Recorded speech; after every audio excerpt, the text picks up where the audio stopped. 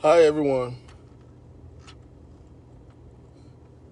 Hello, hello, hello, hello, hello.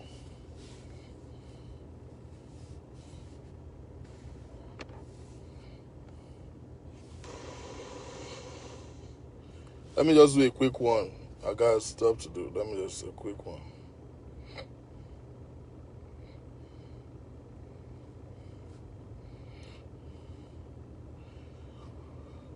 Good evening, everybody. Good evening. Good evening. Good evening. Good evening. Good evening. How is everyone doing? A quick one. I can just bounce on Nick Bobo that nigga bounce. I greet you all.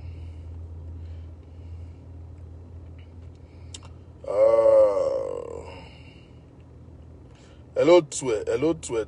Ouchie. Mushin Ajina. Mushin Ajina. Mushin Ajina Ushuri. Yeah. Adiola soon. Everybody, how you doing? How is the day doing? It's a sunny day here.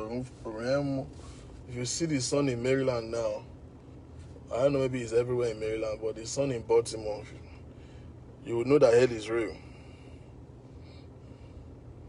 How's everyone doing, man? I hope you're having a fabulous weekend.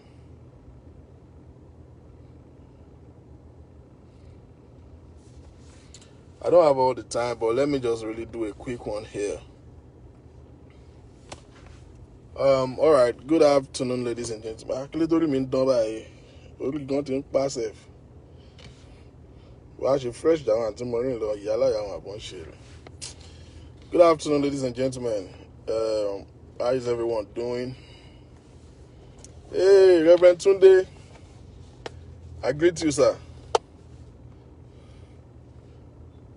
I don't for a long car. Can show that jati to kunti. Let me change my glasses. I just got out of the sun, so I was a little bit.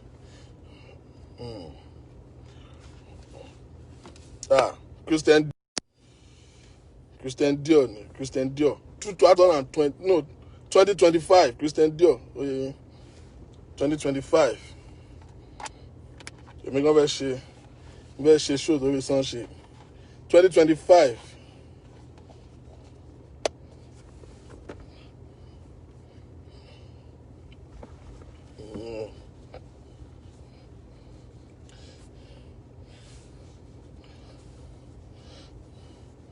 Oh, 2025, Christian Dior. Go and check it.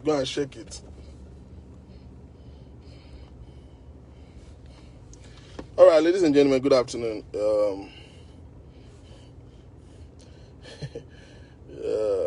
How is everyone doing? First of all, I know I made an update that is very controversial yesterday when I said my woman crush of the day is Anamayowa.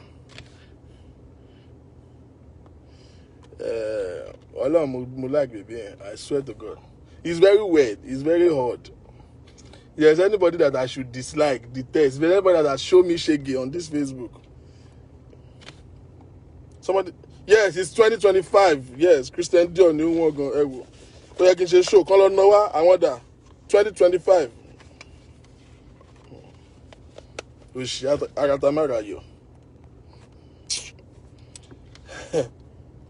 Now, I made an update yesterday and everybody's scatter. There's anybody that show me shaggy on this Facebook, on this Facebook, is a MHM and me mo orúkọ èèyàn mẹ́ta lè fi ń porúkọ èèyàn kan Mọ́mí Anamáyọ̀wá. And no, you say you bought it for $850. No, I bought it for $1,800. Hello, Noah. Christian Lubutini. Irọ́ ni Reba ni, oyè Reba. Ìgbà tó ń ṣe sales ni mo rà, oyè sales. Torí àdẹ̀gbọ́dọ̀ a gbọ́dọ̀ ṣe show. We have to do show over sunshade now. It's very important. So, you guys, let me get serious. I really don't have all the time. Okay, let me get serious. Now, if there is anybody that is at Zoom, I made a weird update yesterday, and I barely could sleep all night with all the comments. Are you okay? Can share now about our US? You guys never realize that our time zone is different. As at the time when you people will be sending me inboxes and my phone will be making boom, boom. Those are the time that I'm supposed to be sleeping. Tó bá di 2 a.m. Are you okay? Jẹ́ kéèyàn sùn mọ́. Ẹ ti jí ara Naija. Ẹ kàn máa pe fóònù yàn. Ẹ ti sùn ẹ̀ ní jẹ́ kéèyàn sùn. Kò dá ẹ máa ṣàánú wa lẹ́ẹ̀kọ̀ọ̀kan. We are 5 hours behind you guys, but you guys don't give a shit about us. Just wake us up. So I passed my boundary yesterday. I made an update. And I said MCM. Why am I keep calling her MCM? MHM is my woman crush of the day. If there's anybody that has really messed me up on Facebook, it's Anamayowa. Anamayowa jeju mi kan as o te pa. Kò sí nǹkan náà ṣe fún mi tán. Blog the hell out of anybody. Daddy mi gan damn rubber lọ́wọ́ Anamayowa. Òkú ọ̀run. Wọ́n tún blog here. But you know, say, you know, tó máa bá èṣù jẹun ṣe bí ẹ máa gùn.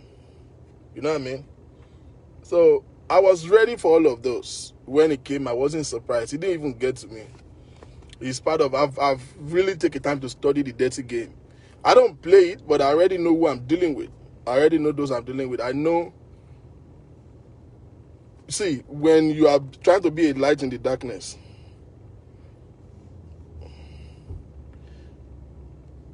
darkness will fight back. So I was ready for all of those stuff then. Did it cost me? Maybe a little bit, but did it move me? Hell no. You know? DKY. Ekbelesa. Ẹ̀yin ti JP ní ìsìn báyìí. Àṣìwò ṣì máa kàn yín, àṣì máa pè yín, àṣì láwọn question tá a ṣì máa bẹ̀yìn náà. My neighbor mi kàn máa ń fọ́nbù ni.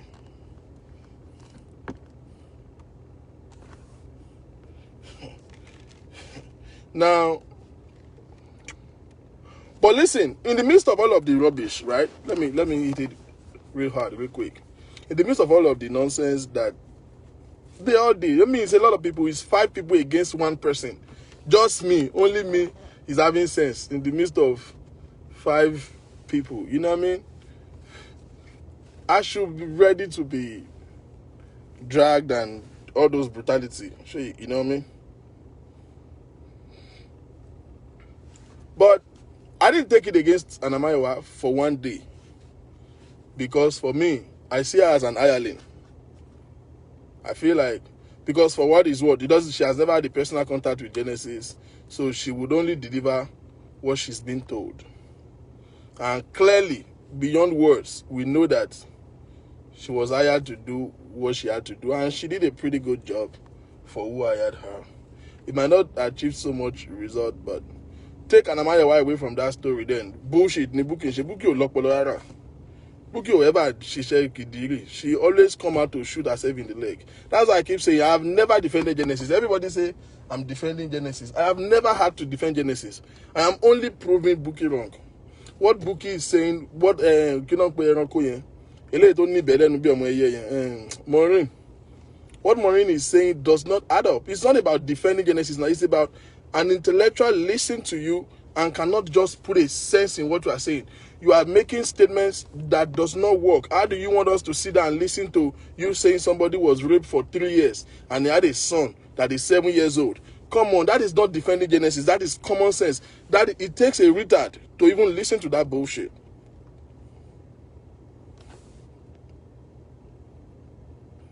You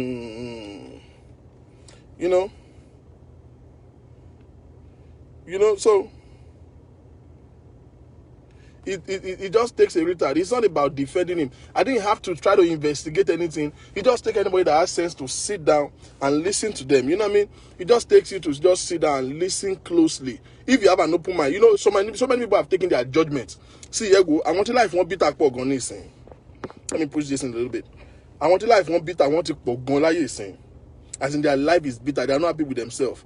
There are so many people that is blaming You think people are angry with you? You are joking. There are so many people that are angry. They are just, the reflection of their anger is just coming to you. Oh, Shemun, I want to binu e keje po she nkan to da. Wọ́n kàn bínú ẹ because bitterness wà ní life wọn ni. And their primary, anger is towards God.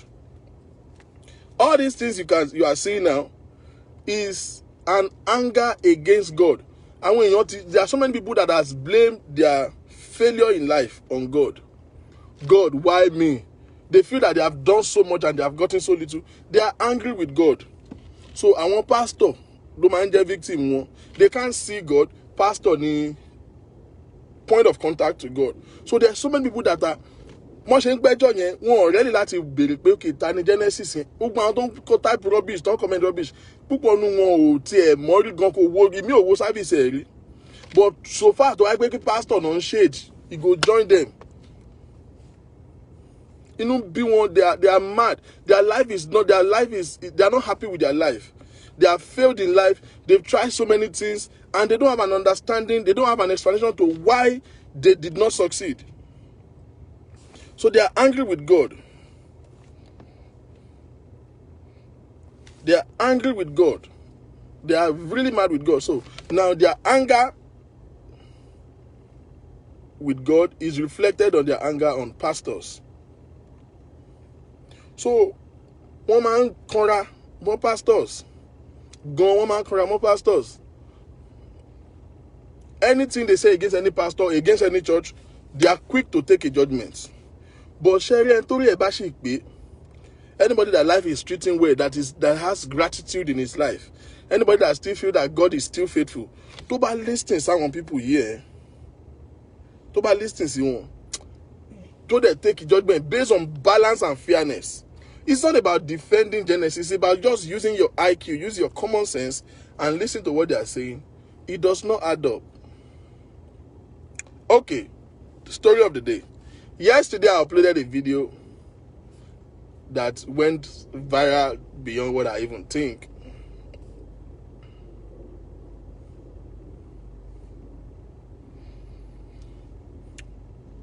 The video of Eniola at the office of the Interpol, at the police station, now,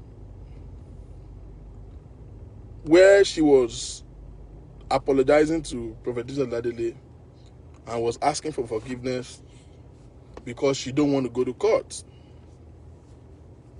She has made a statement, she admitted that she's guilty, and she was apologizing. She said she requested to speak with Prophetess Ladele, and the police invited him. Now, first thing I need to say is, Bukky daru.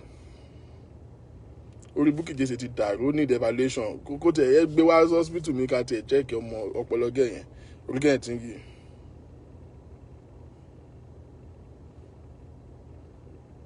Okay, thank you. Adejoke Olami.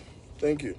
Now, I posted a video yesterday, and the girl was apologizing to Genesis, and Genesis was, he got emotional and all of that. That video is less than a minute. How Bukky deduced so much information from 1 minute video is what I don't get. I had to go back to my own video that I uploaded to go and listen to it again. Maybe there are some things that was said in the video that I did not hear. I have to go and read the caption that I posted. So long story short, MHM was doing a show, JJ,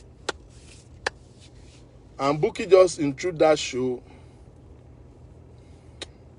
And to buy Jeff Fulara food now. Only Bukky died, man.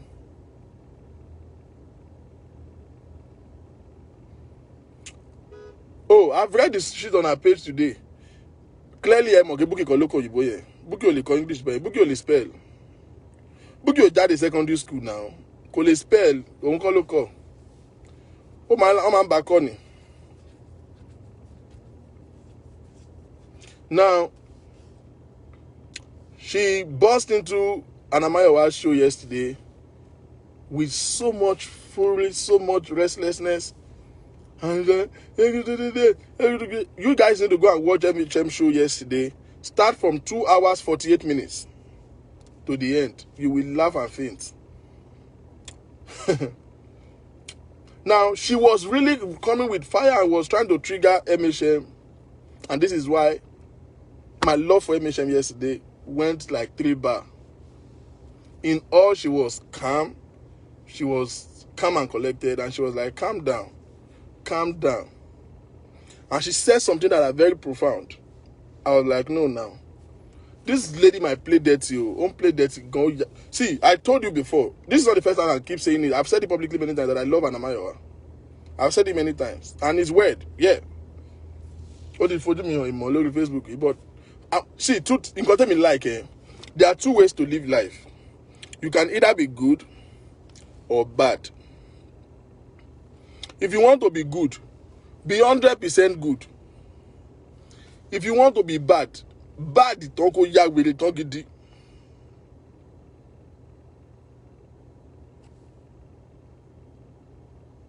When you are bad and you are trying to be good, or you are good, you are trying to do bad. I want to man bogun lo. I want to go on the nuisance. They are the one that are the most ridiculous people. To bá fẹ́ yag with it, don't. Kò sí nǹkan tí ó pay o. Tó bá fẹ́ jọmọ lọ́n, tó bá fẹ́ jọmọ èṣù. Tèwo ni kò yọmọ lọ́n kò tún lọ fire. Kí láǹfààní ẹ̀? So èmi love Anamayowa for one thing. Oh yeah, we return along, and I dey feel am die. But you see, in the midst of all of these things, how porous you can think that lady is, and that girl doesn't need anybody that does, but she believes in herself, die. Go tap on Jubel, look on you. I don't tap you in like anybody. Bag book ko barely go so you that how much so again. I don't tap on me. Nǹkan tó fẹ́ sọ ti yọ ṣe bó ti yẹ̀yìn kò Anamayowa o. But you see, she said something that was very vital yesterday. I wish I can play it. She can play any.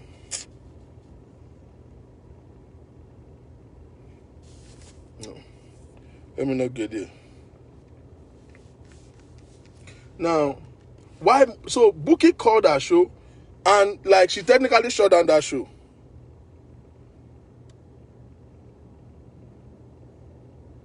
She technically shut down that show, claiming that Eniola was arrested day before yesterday. Now, let me tell you profoundly, everybody.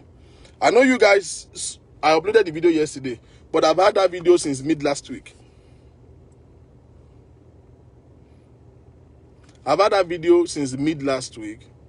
Eniola has been arrested since the other weekend. She was arrested like the weekend. This is the weekend. Last weekend, not arrested, Eniola. Last weekend, not Igbe. She made that video was recorded on Monday. Yes, I think on Monday. The video yet, not to record the video yet. So first statement the Bukky might make is pay that video, and Eniola was arrested. Nijeta, rubbish talk. She doesn't know what she's talking about. Komokodon Sonyo.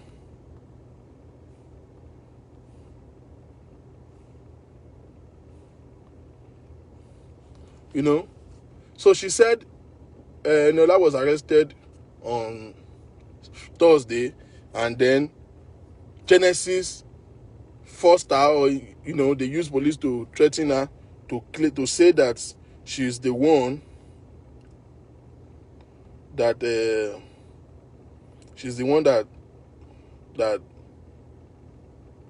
pay her to lie on Genesis. That was her claim. I'm trying to look for the video. I'm trying to look for the video. Her claim is that I don't know how she said, I don't know where she got it from though. She said Eniola confessed that she paid her to lie against Genesis in that video, that they forced her to say so. So she called in on MHM show, that MHM should debunk the lie, that and MHM said, "Èmi lọmọ yẹn pè." Now this is the thing that I don't get. What I don't get is that okay, I found it. I found the video.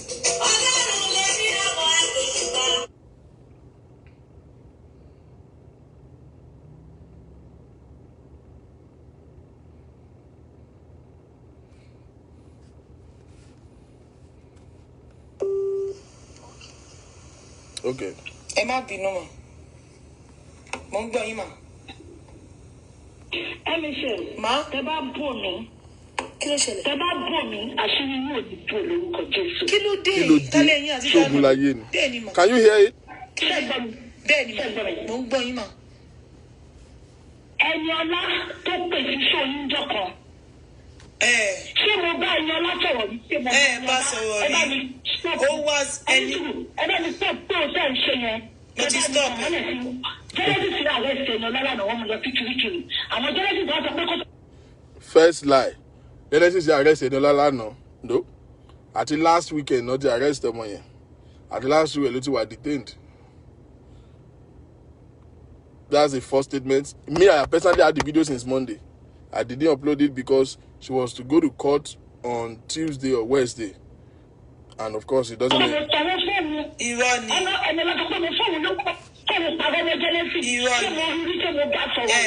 inú inbox mi máa ń ṣó gbogbo ẹ̀ fún yín. Inú inbox mi ló wá ẹni sùn. Máa ṣó ẹ̀ fún yín sìn. Ẹ bá mi pè síta kí gbogbo ayé rí. Ẹni sùn. Because àwọn Genesis ti lọ pọ̀ pé tó sọ pé èmi ni mo sanwó pẹ̀lú. Ẹ bá mi sọ kí. Àwọn Genesis ti sọ pé kó sọ pé èmi ni mo sanwó fóun. I'm sure every one of us have seen that video. At what point, which part of it did you hear that? Ibo ni Bukky ti gbọ́ rubbish tó ń sọ yìí. Ṣé ẹ ṣọ́ ọ̀kẹ́ Bukky ò tí máa ní brain problem ṣá? I will explain why she's doing this madness. Ẹni sùn Sister Bukky Jesse. Listening to the calmness of that video. Inú inbox mi ló wá lórí Facebook. Ẹ dẹ̀ máa gbá àwọn mystery kan. Ṣó ti yé yín? Ó wá sínú inbox mi.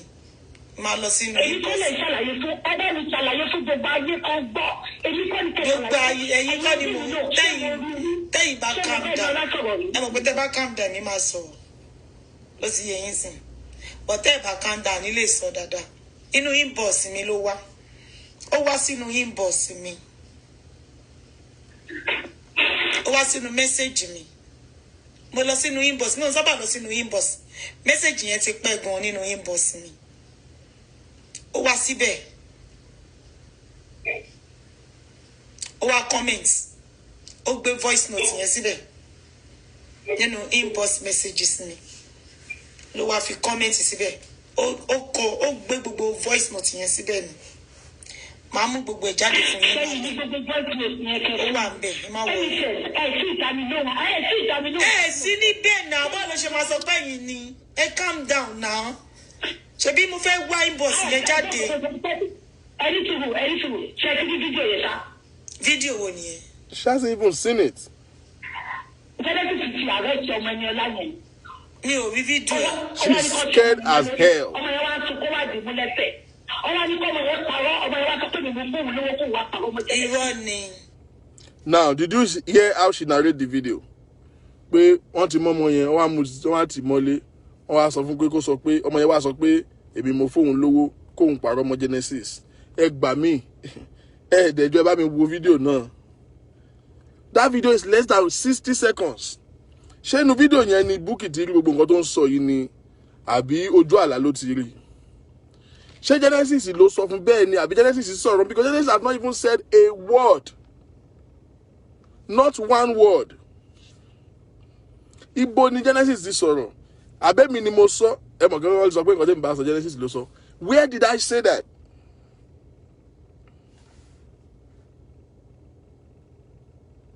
Where? At what point? At what point did anybody mention pé ṣé ìgbàwo lọ́mọ yẹn sọ pé Bukky ló sanwó fóun?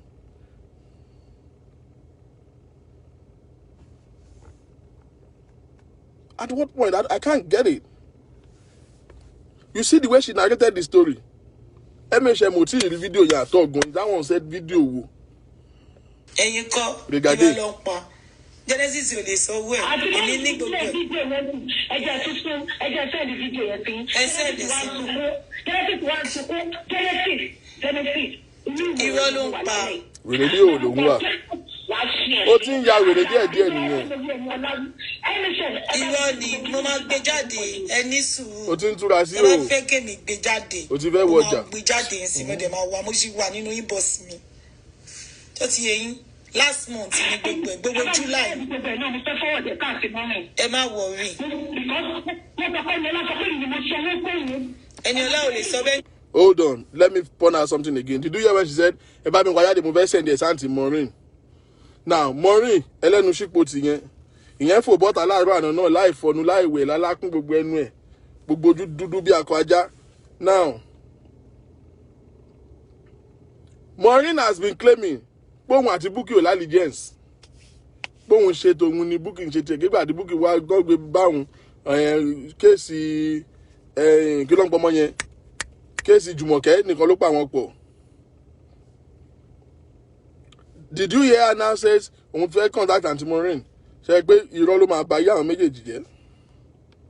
Nígbà ni ọlá fẹ́ kó fi òun sílẹ̀ ni. Gbogbo July ni gbogbo kìíní yẹn. Ayé ẹ̀ máa bàjẹ́ sí lọ́wọ́ ni. Wàá wọ́ òní ṣe wọ́ọ̀bù. Wà ní gbogbo ìgbésí ayé mi kíra. Bukky ò mọ Boy Scout. Kò mọ panápaná. Tó láyé èèyàn kan máa bàjẹ́ sóhun lọ́wọ́ yìí. Ó ṣàfẹ́ já gbòòrò kò sí ní tí Bukky ò bá ṣẹ̀wọ̀n. Ara ẹ̀ ò lè balẹ̀.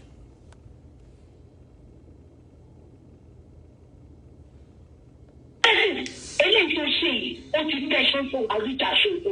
MSM ẹ bá fọwọ́dì gbogbo ẹ̀ pátápátá ẹ fọwọ́dì sí. Kí ẹni ọlá. Somebody said I should play the video they are talking about. The video is on my page now. The video is on my page. Scroll down on my page. You will see the video there.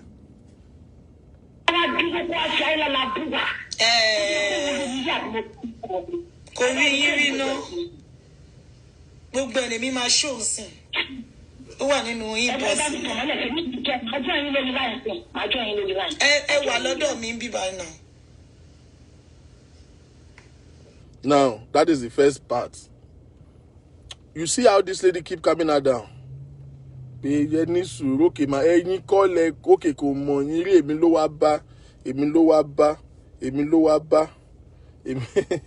say who is Shosho? Bukky le ma be. And you see why I respect this lady yesterday is Call Ye was tailored for Anamayowa to change the content of our show. Kobe is near attack Genesis. The intention of Bukky, over my say will lady yeni. You hear us clearly say about me stop show tension here, about me address your Royi.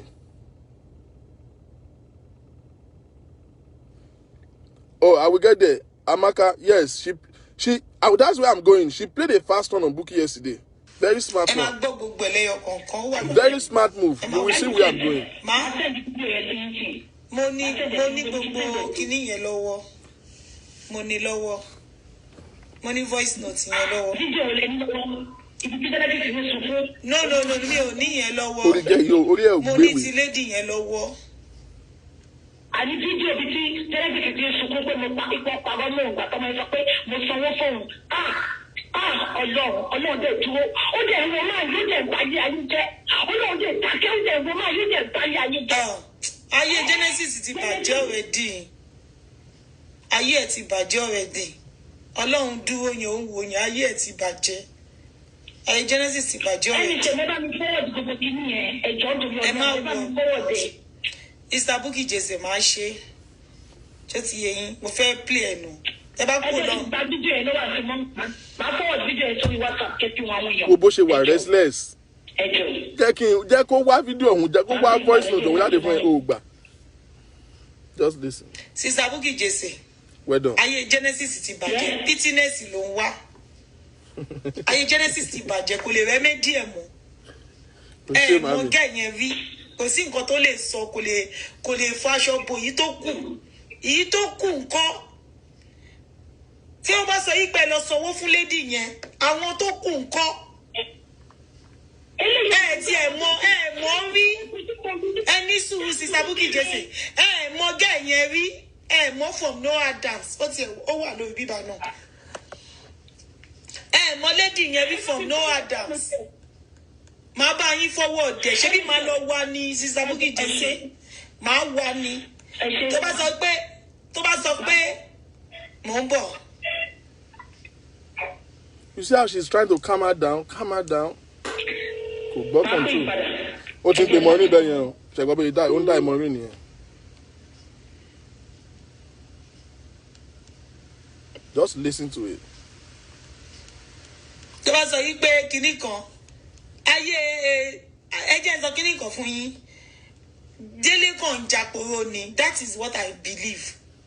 Ó ń jàpòrò ni nǹkan tẹ́mi believe nìyẹn. Àpòrò ló ń jẹ gbogbo èyí tó ń sọ yẹn àpòrò ni gbogbo ẹ̀ ó tó yẹ yín Sister Bukky Jesse sọ lady yẹn ló wá bá mi nínú inbox and mi ò ń ka message inbox mi is a lot níbẹ̀ ó wá bá mi nínú inbox ni èmi fún àwa mi ò mọ̀ pé nǹkan kan wà nínú inbox mi èmi gangan fún àwa mi ò mọ̀ mo ń bọ̀ náà. So now she's trying to look for the voice note. Right? Let me skip a little bit because wrong idea. Wrong idea. I want you cast. Voice note ti pọ̀ jù. O máa gbé jáde. Òun ló send the voice note sí mi. Ẹ jẹ́ n wele. Through any motion more. Or what people so long ago, only telephone. Get on with baby and again. Kenny. Voice note yen ya pa. Sister Bukky Jesse calm down. Kenny only woro. Ma lo wa. Mi ò bí June ni. So after we that voice look like my own. But July la bẹ̀rẹ̀ gbogbo bullshit yẹn.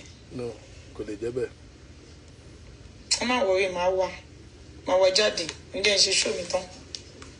No, Bisi is not lying. She brought it out. She got it. Sister Bukky Jesse máa ẹ jẹ́ n sọ kíní kan fún yín. Oh yeah, báwí. Pẹ̀lú kò sí ẹni nǹkan tẹ̀mí believe wí pé ẹ ṣe anything stupid Sister Bukky Jesse èmi believe yín o ẹ need to everybody believe yín. Okay, Genesis ò bá sunkún ẹkún kò ní Genesis ń sìn. That's one thing in the now, you hear what the first thing she said was, you can't try to convince everybody. I don't know how Bukky Jesse cannot realize that. You are trying to convince the whole world. No. There's no sensible person that want to do that. Possible feel no. I see Bukky getting angry even with her fans. Mo dey so they believe me. Akilole Ogbeni show ya wèrè. Why don't she ma believe we Jesus kinje gbe lo believe this thing. Tí mo fẹ́ sọ fún yín Sister Bukky Jesse. Genesis sunkún ẹkún ìkorò ni. Ẹ mọ̀ di tó yín sunkún. Pittiness ló ń wá kó dé lè rí. Ẹ mọ̀ bí wọ́n ti sọ pé kó lọ ké. Kò lè rí pittiness, ó kàn sunkún ni. Ekere ma. Kò lè rí pittiness kankan. Ẹ fi ọ̀rọ̀ sílẹ̀ mi ò ráyè gbogbo yẹn mọ́. Nǹkan máa bá yín wá jáde ńsìn.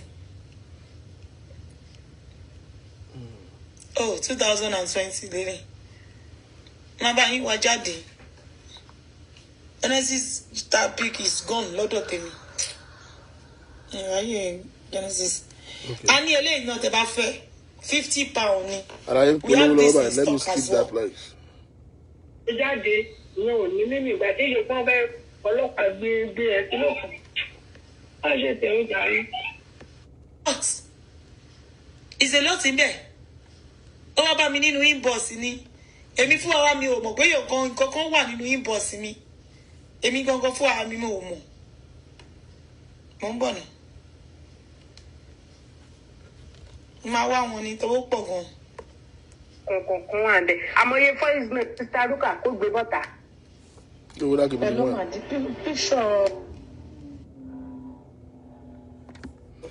Genesis ò bá bọ́ sí orí social media kó máa ké I don't care.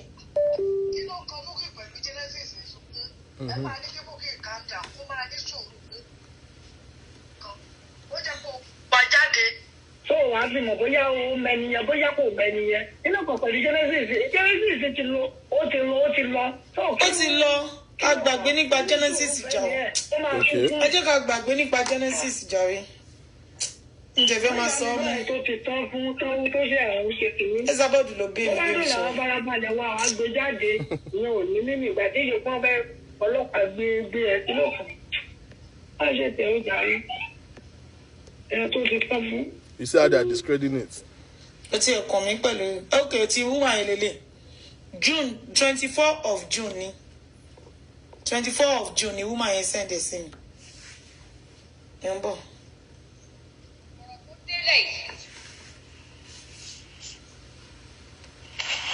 Kò ń ṣòun lélẹ̀.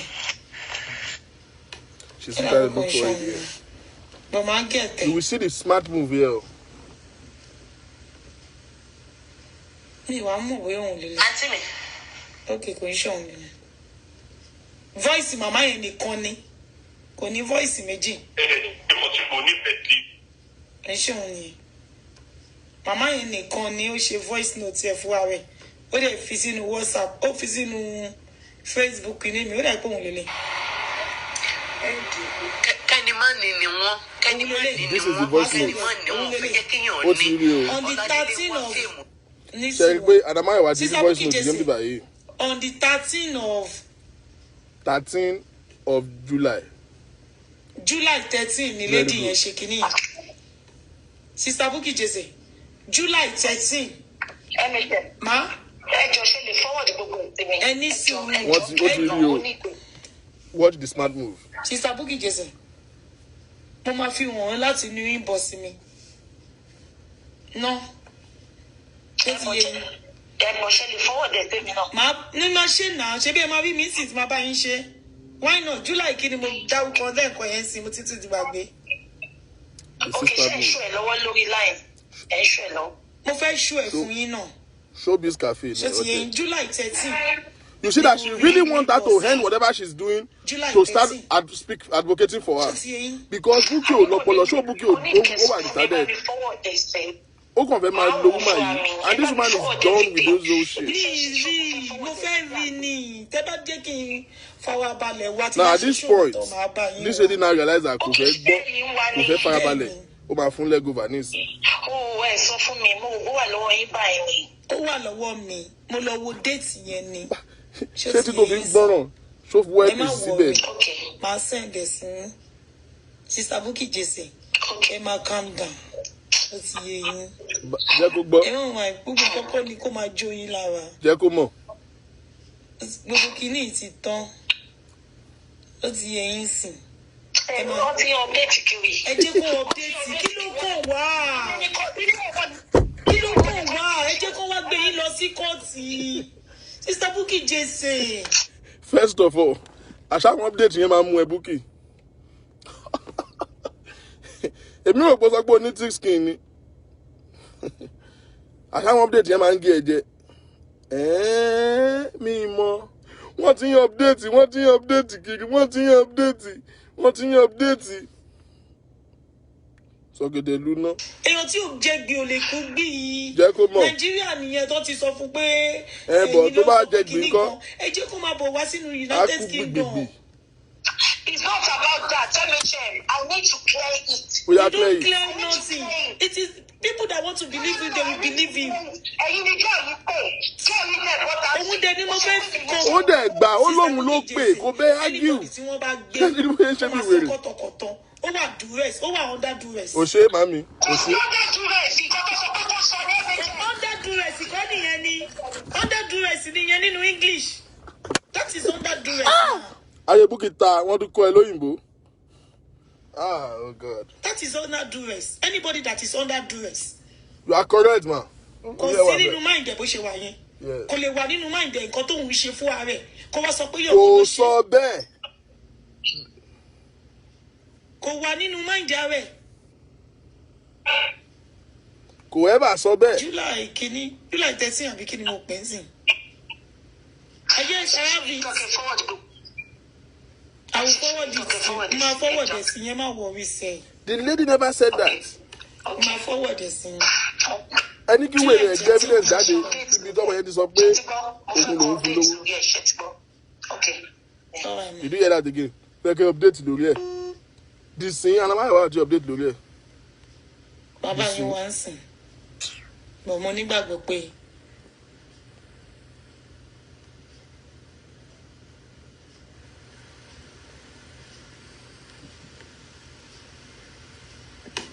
máa wọ later, máa wọ jáde nínú kọ̀ǹpútà mi. Bọ̀ mo ti rí òun lélẹ̀.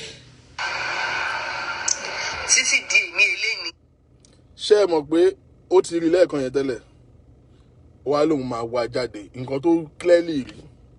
Watch the smart move o. Ìdílé ò pè mí o, kò pè mí kò dẹ̀ kí mi. This is the video. Òun ló tún play the second time. Church ẹ̀ mo bẹ̀rẹ̀ sí ní lọ sí church mi. Àwọn èèyàn gbọ́ wọ́n pé wọ́n sọ̀rọ̀ sí wọ́n ṣe gbá wọ́n ṣàwò kíní kan.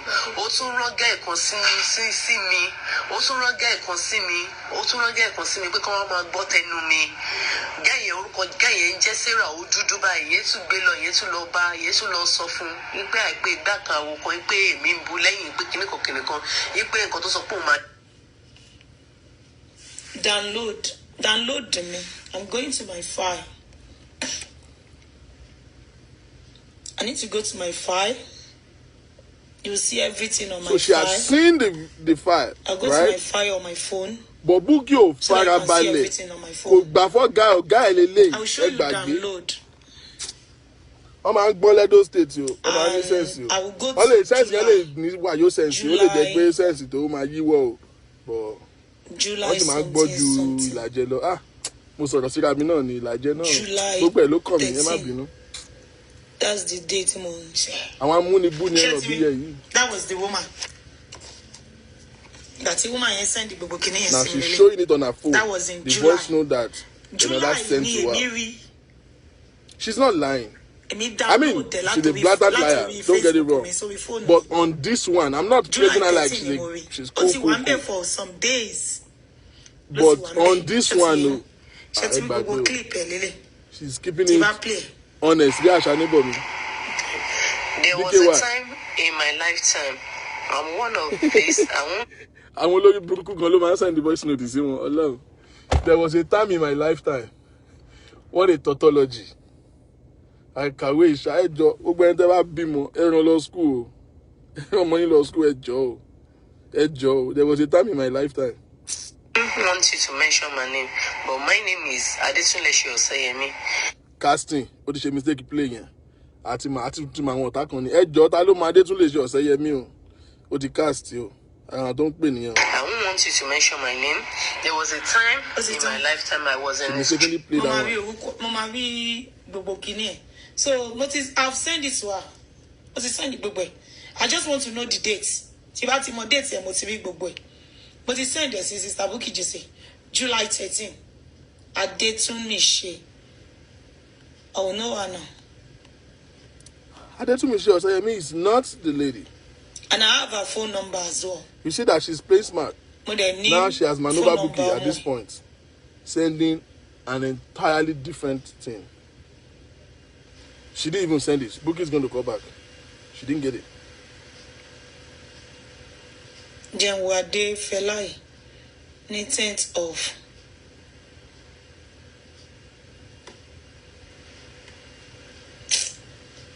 I was in my laptop. I did something if you.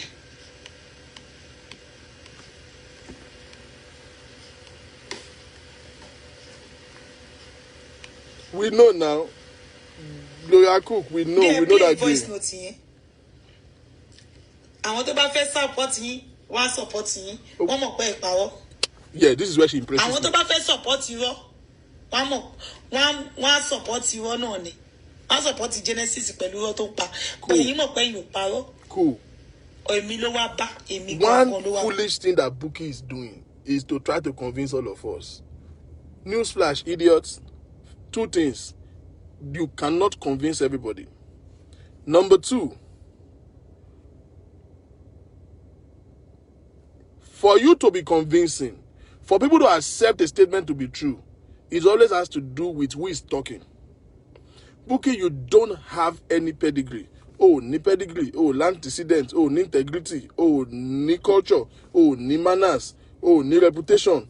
Oh, ni goodwill. Oh, ni courtesy. Like, you lack everything. You are as good as dead. You are as good as not existing. Being dead is still quite better than being Bukky Jesse. You don't have any reputation for anybody. It takes a retard to listen to you and believe it. You have a long history of lying. You have lied. There's no way anybody want to listen to you now.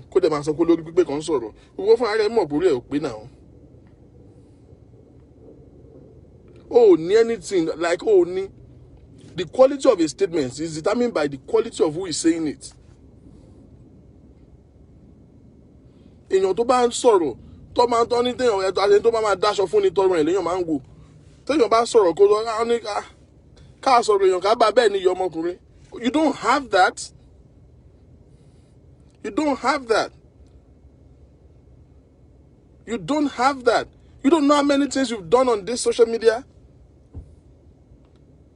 I have some file of Bukky Jesse and I'll be like, I can't even put them on my page. You see that some things I put it on my personal account, I can't put it on my page because it's not compliant. My page is very sacred. I monitor what goes there. Excuse me. I can't put them on my page. They are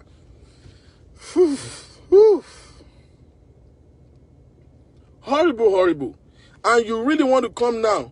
You could have remembered day of reckoning like this, that you will need people to believe you.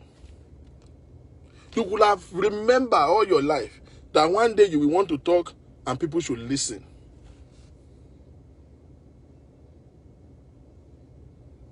But Oti mess up, be weary. Oti mess up. Oti sheleya moleya steady on a steady basis. When they say Bukky Jesse to a blind man, the first thing, to a little child, the first thing that comes to their mind is lies, curses, deceit, mystery, mischief. Like, you are not synonymous to anything good. You are not synonymous to anything substantial. So now you want to talk and you want to force people to believe it. It's a shame because well, I feel like Amayo Wali ma correct Ziru Bukky. Bukky is both flat. Èmi lady yẹn wá bá. Lady wọn wá bá mi ni. Ìwọ tó kọ orúkọ èèyàn 27 lọ sí sínú ìwé tó kó lọ fún babaláwo. Tó rẹ́ gbórúkọ family ẹbí márùn ló wà ńbẹ̀. Ó dẹ̀ fẹ́ kó sọ̀rọ̀ ní sìkáyàn lórí gbígbé kan sọ̀rọ̀. Ìwọ tó ẹ̀kan máa ṣàgbolẹ̀ tútù fún on a steady basis. Now ó wá ń ká ẹ lára, ó ń gbọ̀n kiri. See what she wants to do, gbogbo game náà we know it. Even Jenny yẹn bá pe Bukky gbà yẹn, òun ló máa mọ̀. Even when the whole thing was hot, at some point, Bukky was quiet and she was using MHM to do the fronting. That's why I was never angry with MHM. Clearly, Bukky pushing. Two things. One, Bukky on integrity. Number two, Bukky o more show she. She gets into her emotions and she will just talk nonsense. I can't shake me. I don't shake me. Cooking ronú kó tó sọ̀rọ̀. Àdàbí tẹ́mi bá believe ẹ̀ mo gbọ́njọ́ kan tó ká dàbí tó ń bá believe Genesis mo ní àdàbí máa pa ẹ́ dànù ó believe ẹ̀ tẹ́lẹ̀ náà. Èpè yìí náà rẹ̀ ló ń ṣe fún. Ó ní gbogbo àwọn tó ń tẹ̀lé Genesis olórí burúkú ni ìwọ náà ń tẹ̀lé tẹ́lẹ̀ náà. Ọdún àmọ̀pọ̀ olórí burúkú ni normally so kò tiẹ̀ dàbí èpè ó kàn láyé wa tó ń sọ fún wa nǹkan tá ti mọ̀ tẹ́lẹ̀ ni so but I don't get it so kó mọ́ ṣòṣe.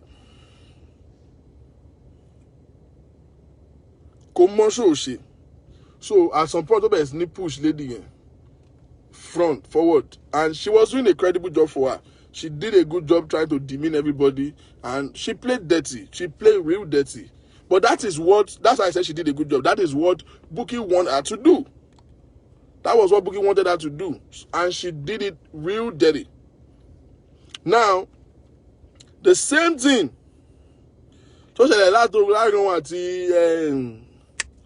she me, Kimurukoma, I don't want to call him a blogger again. I can't remember his name. Adewumi, yes. Is it Adewumi or Akinwumi? That she always expects an eternal loyalty because you think you are paying them you pay them at some point. She expects them to be at her beck and call. That's the same thing to Veshele you. Because she really wanted to shut down and show to start talking about Genesis.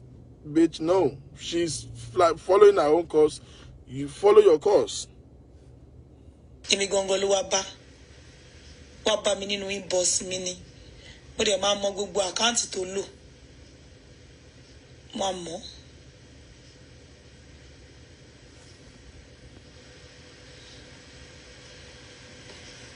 Tó ti yé yín sìn.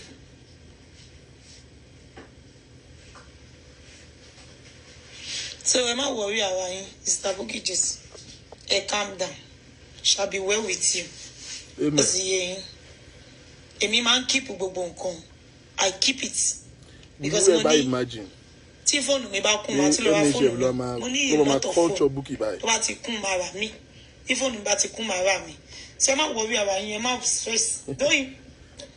Don't even stress yourself. Kí ló ṣẹlẹ̀ sí Google Drive? Kí ló ṣẹlẹ̀ sí cloud computing? Àti ṣọwọ́ Genesis tán. Tẹ́mi bá jẹ́ yín ni, èmi máa gbẹ́nu kúrò lórí ẹ̀ ni. Okay, now listen. Èmi ò ní sọ̀rọ̀ mọ́. Mo ní ṣe kankan sí mọ́. Genesis ò bá gbò láti ìsìn dọ́là. Kò bá update látẹ̀ní dọ́là. Ṣé kò yé yín sìn? Ẹ ti ṣe awareness. Ẹni tó fẹ́ gbọ́ ló máa gbọ́. Ẹni tí ò fẹ́ gbọ́ kò ní gbọ́. Tèmi nìyẹn o, èmi ò mọ̀ tẹ́ anybody. Démi ṣe wà yìí, Mr. Bukky just say, you know, I love you. As in this babe smart gan Ọlọ́run. Ṣé kò yé yín? Ṣé ti rí police ní Nàìjíríà? They are not police. They are scouts. They are boy scouts. Ẹ ti ṣe awareness Genesis. Àwọn tó ń wá sọ́dọ̀ Genesis nsìn, tó ń ta Genesis lára, àwọn ní puff puff, àwọn alákàrà, àwọn elépo. We need to do something else. Thank you. Ti sọ̀rọ̀ Genesis tán. Thank you. Wọ́n bá update fún yín, ẹ block gbogbo wọn. Ọlọ́pàá máa sọ bẹ́ẹ̀. Wọ́n bá ṣe gbá. Bó ṣe bí ọ̀rọ̀ Saga ṣe rí lórí Facebook nìyẹn. Everybody mọ òdodo ọ̀rọ̀. Everybody mọ̀ gbà tí ẹ̀sà gorilla tó ń ṣépè fáwọn ọmọ ọlọ́mọ. Everybody mọ̀. Nígbà tí wọ́n ń ṣépè fáwọn ọmọ ọlọ́mọ. Nígbà tí wọ́n bẹ̀rẹ̀ fún ọmọ títí ẹ̀. Ó ní pé ẹ máa bọ́ ọmọ mi, ẹ máa ṣe gbá. Bọ́ àwọn èèyàn mọ̀ pé. Let me pause there. I don't like the example she made because it's none of my freaking business. But let me relate it to this. Eba maybe Bukky pé ṣé bó ṣe máa ń rí lélẹ́yìí. Wọ́n kàn update ẹyọ kan. Meanwhile, kò sẹ́ni tó sọ pé wọ́n lo ní kí Eniola sọ bẹ́ẹ̀ o. Kò sẹ́ni tó sọ pé there was no time Eniola herself ever said she was paid to lie. Genesis never said that. I never said that. The big question is, who said it? Eniola didn't say so. That video is said and a mimic. There was no... That girl did not even have one voice there. She was just crying and begging. Genesis did not say one word in that video. It was just being emotional. I made a post. This is the first time I'm talking about it. I have not said anything like that. My post, I never said anything like that. So who said it? She's just been delusional. She's just been restless. Oh, Lilala Fia, what were like? Now, but regardless, somebody call up a bit Bukky Jesse. Somebody call up a bit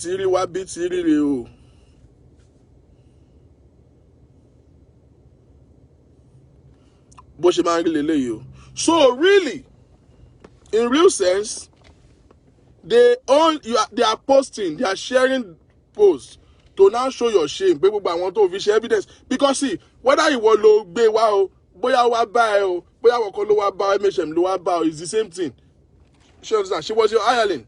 Now, the fact remains that these were your proofs then to prove to us that Genesis is evil, is fraudulent, is diabolic. Those were your proof. So you used it. Whether you call for her or she called for you, you used it. You find it as a viable material for you to buttress your claim. And now this thing is turning out to be a bunch of lies that the girl could not even repeat herself at the police station. Genesis was not there when she was arrested. Genesis did not even show up. She has been there for over a week before Genesis got there. Now, they are now making a post of this because now your lies are coming out. Everything that you are trying to, you just want to paint this man evil. You want everybody to see him as evil because he didn't go your way. Because shit didn't work out the way you want it to be. You wanted to paint him evil. You use this girl's statement as a material. I don't care whether she come to you or you came to her. Now, they are now making this post. All of your statements were coming out to be lies. You are pained. Ojai Lara Jegun Abi. Alpha Bukky. Odu Egun Abi. Odu Egun Abi. Bó ṣe dùn mí nìyẹn nígbà tẹ́yìn blog mi pé Ambrọ̀bà ní dáàdì mi àti Shina Rainbow. Ọjọ́ wà ní, ọjọ́ ń ṣiṣẹ́ ni. Bó ṣe dùn mí nìyẹn nígbà tó ní ìbọn náà fi pa dáàdì mi ní Benin. Bó ṣe dùn Genesis nìyẹn nígbà tó gbé ìyá ẹ̀ síbẹ̀. Tó ní Genesis ń bá yẹ ẹ̀sùn. Bukky bó ṣe dùn Genesis nìyẹn nígbà tó gbọ́mọ ẹ̀ sórí kinní tó sọ pọ́mọ ẹ̀ ní wárápá. Sórí bó ṣe máa ń dùn yàn nìyẹn. Wọn ò dẹ̀ sí ìfarọ́mọ̀ wọ o. Wọn ò tí ì ṣe, wọ́n kàn post, wọ́n kàn túrú ẹ̀ síta. Bó ṣe máa ń dùn yàn nìyẹn. Kò mà tí ì pẹ́ kò tí ì kọjá 2 months.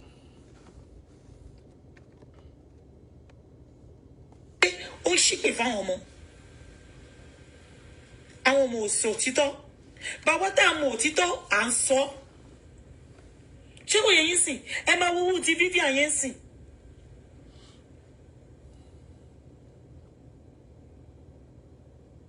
Ẹ máa wúwú Vivian yẹn sìn. Nígbà tó ń ṣàǹtì mi jáde tó ń tì mí jáde, mo ní mo ìṣiṣẹ́ mọ́. Ó gbà sí ìbínú. Ó ti rò bóyá iṣẹ́ Àbíkẹ́ nìkan la lè ṣe lórí social media tá máa fi gbádùn ilé ayé wa. Listen to this girl. Ṣó ti yẹ yín sìn? Kò yẹ kí ìjà wà láàrin èmi àti ẹ̀. Àbíkẹ́ ò. Ṣé ó yẹ kí wàhálà wà? Kò yẹ kí wàhálà wà. Ibi tí ẹ máa ti mọ̀ yìí pé irú Vivian yẹn kò gbọ́n ni. Ṣé kò yẹ yín sìn? Èèyàn tó bá mọ̀ mí dáadáa, tá bá jọ ń ṣe sága. Èèyàn tó bá listen sí nǹkan tó ń sọ closely, àròkò ló ń pa fún Bukky yìí o. I don't know who Vivian is. I don't know all of those stories. I don't know what she's talking about, but what I can relate with it is, at some point the person was using her to fight Abike. And when Abike stopped fighting, she don't see any reason to fight who is not fighting you. And then probably the person wasn't happy because she wasn't fighting Abike again. And then they had to fight. They have to turn against each other. Oh my God, Bukky. Tí Anamayo bá mú Bukky. Oh shit. Mi máa wà lórí ọ̀rọ̀ ẹ̀ for long. Genesis àjọsí nínú saga. Thank you. Thank you, MSM. Ló jẹ́ kí wà lórí ọ̀rọ̀ Genesis for long. Tó bá kí n ṣe ẹ́sà dọ́ọ̀gì ni, ìní wà lórí ọ̀rọ̀ Genesis for long. Ẹni tí ò bá ti bá wa sí nínú saga, mi ò kí ń sí nínú ọ̀rọ̀ wọn for long. Tí ẹ̀yin tẹ́ bá ti ń wọ̀ṣì mi tipẹ́tipẹ́. Ìwọ tó bá wà nínú saga pẹ̀lú wa, mi máa wà lórí ọ̀rọ̀ for long. Like, it's just Bẹ́ẹ̀ni common sọ bá ti sense. sí nínú saga, mo kí ń wà lórí ọ̀rọ̀ for long. Because kò sí nínú saga. Kí ni mo tún fẹ́ sọ? Mo ti ṣe awareness ọjọ́ kan. Mo ti ṣe lẹ́ẹ̀kejì. Àwọn èèyàn tó gbé evidence wá, wọ́n sì gbé wá. Ó yẹ kí n ti mẹ́nu kúrò bẹ́ẹ̀. Bó olórí burúkú ẹ́sà dog. Mo fẹ́ mọ nǹkan tí ìyá láì. Then it's all Marco Bami. Now, clearly, me play the name motivate my you. Mọ nǹkan tí ìyá láì.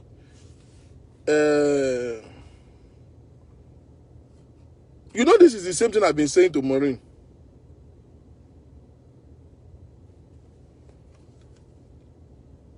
This is the same thing I've been saying to Maureen Badejo. Nǹkan tí baby sọ yìí. So clearly, Anamayo wa gbọ́n ju Maureen lọ. Maureen dey law school. Maureen lọ Federal Poly láàárọ̀. Ó study civil engineering. Abájọ kò tí kọ́lé ẹyẹ láàárọ̀ tó ti ṣe civil engineering. Ilé ẹyẹ kò tí bá wọn kọ́. Ó clearly she's daft. Anamayo wa ò kàwé. Oni say ìwé kọ́ lọ́gbọ́n, oni sense ju Maureen lọ. You see the last statement she made. Pé a ti ṣe awareness. Ẹ ti sọ nǹkan tẹ́ fẹ́ sọ. Ẹni yóò sínú saga. The most important thing is that Maureen has always been saying she's doing awareness. Maureen might know awareness in the show. They just want people to know. Ṣá detail àwọn audience here ni. Ṣé wọn ò tí gbọ́ tó ni? Maureen has been on Genesis case since it's like 1.5 years. Once you don't know when to bow out, wàá tẹ́ ni. Ẹ wo gbogbo iceberg lójú Maureen. Wèrè yẹn ń sùn. 5 a.m. ló fò bọ́tà lánàá now. I don't want to always miss their show. Mo máa èmi àti Maureen di Monday. Èmi àti Maureen ó di Monday fèmi àti ẹ̀. 5 a.m. lẹ́rọ̀kùn yẹn fò bọ́tà. Kò fọnú kò wẹ̀. Ó ń sọ̀rọ̀ báyìí tó ń ré sí lẹ́nu báyìí. Ó ń kó lala sẹ́nu bíi tọmọ ẹyẹ.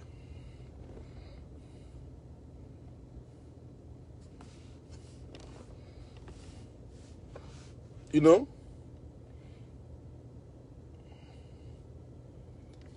She jumped out. I have to screenshot that thing like ṣé mi nìkan ni mo rí ṣá. Even ìwọ̀n orí ẹ̀ iwájú orí ẹ̀ báyìí kò ní láìní mọ́. Ó ti tú wèrè. Ó 49 years old. Ó ń la pátì mẹ́ta sórí. Orí èrè. Ìwọ̀n orí ẹ̀ dàbí ìwọ̀n abẹ́. Gbà tọ́kùn ẹ̀ ò balẹ̀. Tó bá ṣàwíánẹ́sì ṣé tí wọ́n ti di ni. Once you don't know when to time out, ó máa tẹ́ ni. Òun ló dìbà fún Maureen. Nígbà tó ṣe evening show ẹ̀ lánàá, she was there for like 6 hours. Tó ní 300 followers. Ó dẹ̀ lóhun lọmọ tó ń sọ lọ́wọ́lọ́wọ́. Ìgbà tí Maureen ò mọ mass. Maureen had 75,000 followers on her page. 75,000 on her page. I have, the last time I checked, I have 2,500. Maureen has 75,000. Maureen did a show yesterday and have 340 something live audience. Right now I'm 761. Maureen dẹ̀ lóhun lọmọ tó ń sọ. Audience on my finger won't achieve success. She jumped out, she wanted to do a show. She wanted to generate traffic for her Twitter account. Hey, they let you manipulate and one lock. We need to push it, we need to be hard. You already heard. But show go to 20 minutes. So she show need like 3-4 days ago. Teach and one lock don't put it go. Don't copy video. To my jail. O ma toke. Awa wa nbi awa nwe. Awa oni phone awa oni so kan. Wa toke. You already had, but she wanted to move the crowd to her Twitter. That's two Vini fans in bed. One and also the Twitter we need to be pushing it. Kalama hashtag. Dele must be dealt with. That is not awareness now. That is indictment. The difference between Anama and this people is that Anama was doing a job based on okay, they brought it, we need to do awareness. These people already they have personal vendetta. This is hatred. This is and why will you hate somebody you don't know? Why would you hate somebody you don't even know? So clearly she has more sense, more wisdom than all these stupid ass. That was why she was my MCM yesterday. Could like me like you. Oh, it's me to boom me that down. Or don't go to me. More come go like me. They can like and do if I like him. About that, I need to play something to you guys. So, concerning that story of Eniola, I uploaded the voice note. Don't saw ye see booking wakili ye. Mulati upload it now. You will see it has a template of my picture on it because I needed something. It was a voice note. I need to have it so that I can upload it on Facebook. So so you can listen to when she called in. Now, this girl alleged Genesis of killing her husband.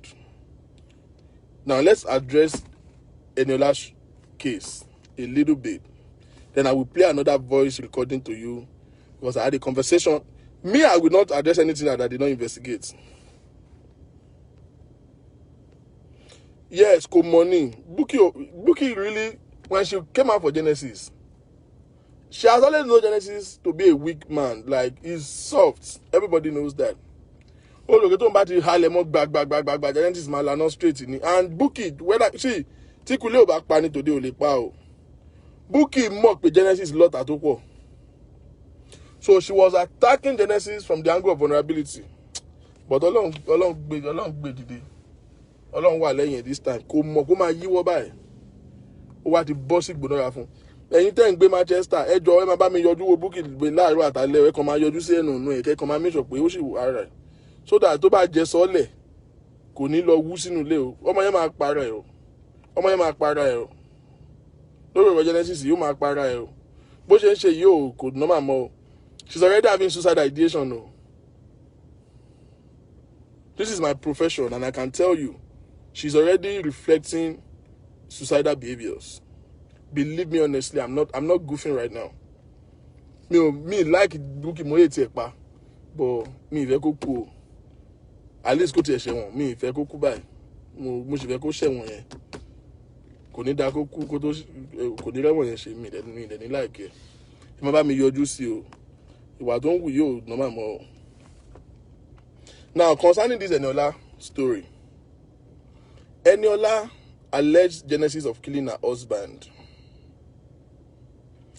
Did Bukky or anybody to pay at MHM that anybody did they ask her how did Genesis kill your husband? Ṣó yìnbọn fún ni, àbó fẹ̀yìn ẹ̀ta gbá, àbọ̀n bẹ́ lórí, àbó ó rán lọ síbi kan tó ti lọ yìnbọn fún, àbó l'accident àbí. Did we ever ask how the man died? No. They are just so resolute, so desperate to defame this man, they never ask any question. They just anybody that could say, oh, Genesis did it, they are just putting it out there. Kí ló pa ọkọ Eniola? Kí ló pa ọkọ Eniola? Báwo lọkọ Eniola ṣe kú? Who is Eniola? What was the relationship between Eniola and Genesis? Was she a member? Was she like her? Who is Eniola? Did Bukky have any answer to all of these questions? No. Clearly, Bukky ò tiẹ̀ mọ Eniola gan. In all honesty, let me address that. Kò tiẹ̀ mọ̀ gan. Because Eniola, old-time member, tó ti ṣorí gbé tó ti kúrò Genesis tipẹ́tipẹ́. Kò mọ̀. Bukky ṣe lọ Genesis 3 years ago ni. Kò mọ̀ Eniola rí.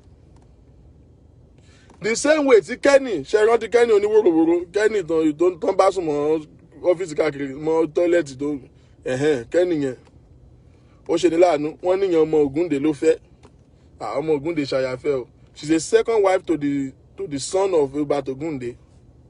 Ìyẹn Kenny tó pe Bukky tó bẹ̀rẹ̀ sí sọ wòròwòrò wọ́n bá wọn sùn bí kan wọ́n ṣe kíní kan yẹn. She cast herself kò sẹ́ni tó kúkú sọ̀rọ̀ ẹ̀ fún ara ẹ̀ ló pè fún ara ẹ̀ ló cast ara ẹ̀.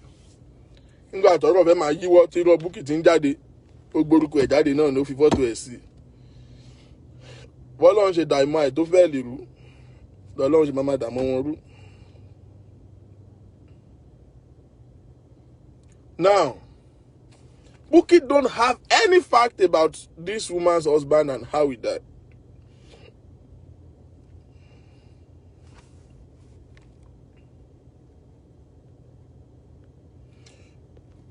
Maybe I should play Bukky's show today before I play my own voice note.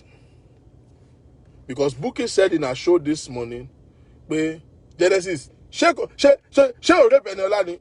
Ó tún sọ pé Genesis rape Eniola o. Leni yo, she said so in her show today.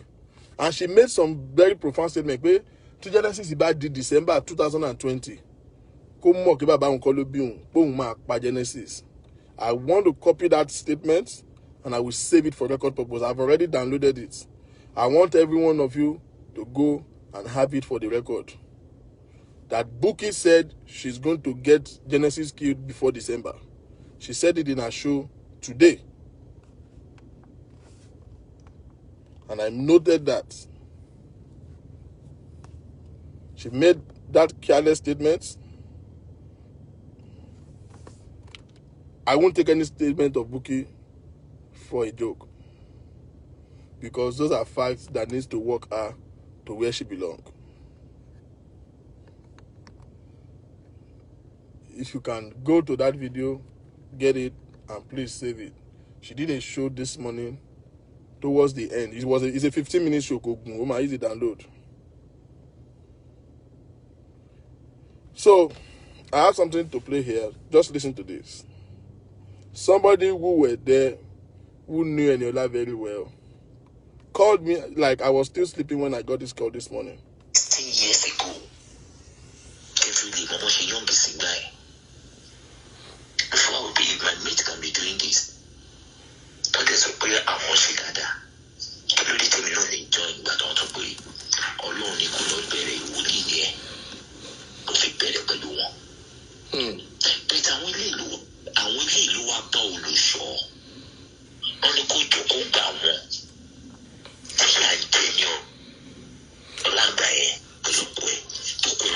Hey, so I'm when you're Pastor Baba talk I greet you. My pastor friend, thank you for your Baba talk I thank you very much. I was blessed by your prayer. I was part of one of your live show, your prayer program, I think yesterday. It really blesses me. Thank you. God bless you.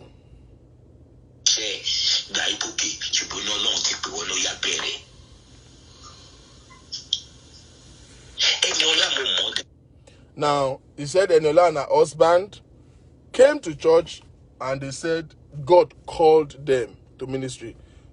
Let me not use a collective now. Eniola said God called her to ministry. And Genesis said, okay, if God called you, start serving. The husband, they help him get a space where he was doing his own business very close to the church. So Eniola was serving as one of the, ministers in the church. She came with the husband the same day.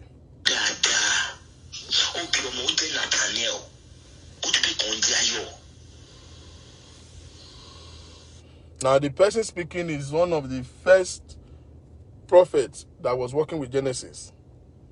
He's not part of them. He has left long ago. He's a general overseer of his own church. General overseer because he's a shepherd of his own church. Sorry, I'm Pentecostal. He's a shepherd of his own church, but he was trained in ministry in Genesis. So as at this time, he was there as one of the senior, sons of the prophet.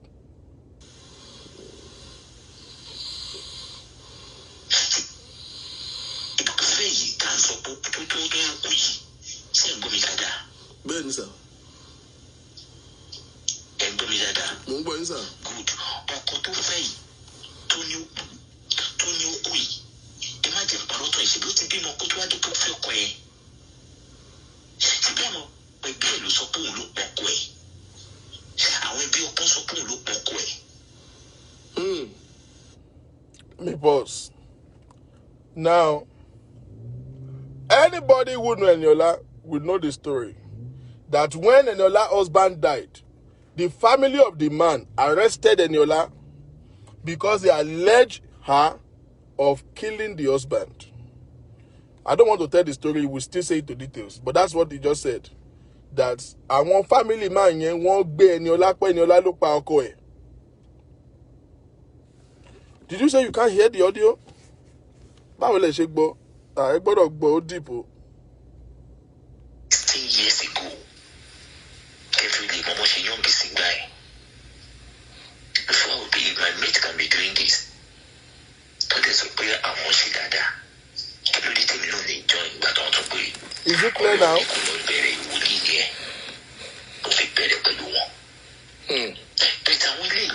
I will you are bold, sure. Only go to go down.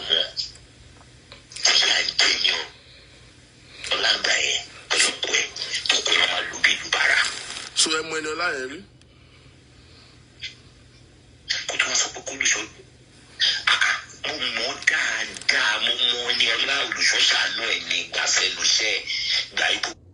Now, according to him, they have always been engaging in domestic violence. The husband used to beat the hell out of her and all of that. They have crisis. Let me not tell it. Just keep listening.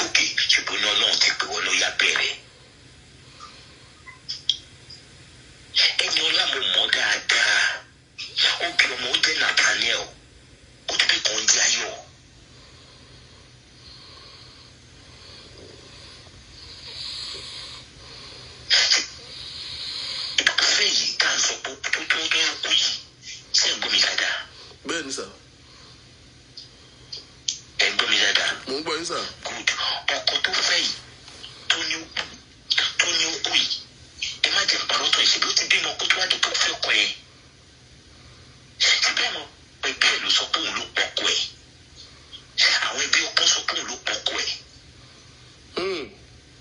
Wáyé tó máa fi wá parọ́ mọ́ lóṣọ̀ọ́. Mi ṣe é kí nìyẹn. I'm so pain. Ẹ bò tí bá mọ mi ṣe wá wọ àwọn èèyàn sí pé kò séèyàn láyé mọ wicked word láwa yìí. Very wicked. Wicked word pátá láwa yìí and people are looking for how to win.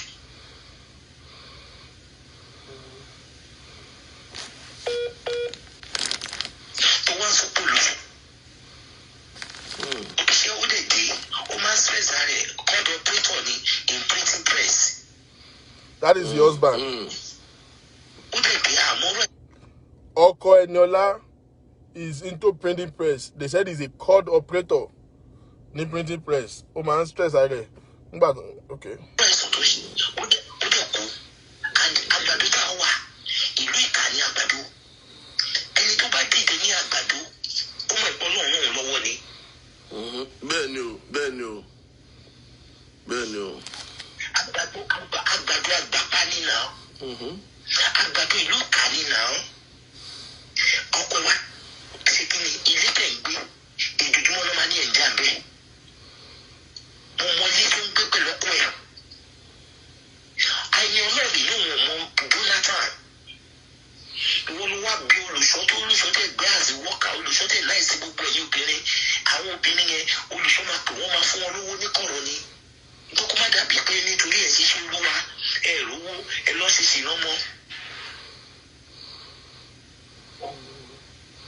Imagine ẹni ọlọ́run fún people kó wá jáde kó wá máa ní olùṣòro pọ̀kọ̀ òun láì ní bẹ́ẹ̀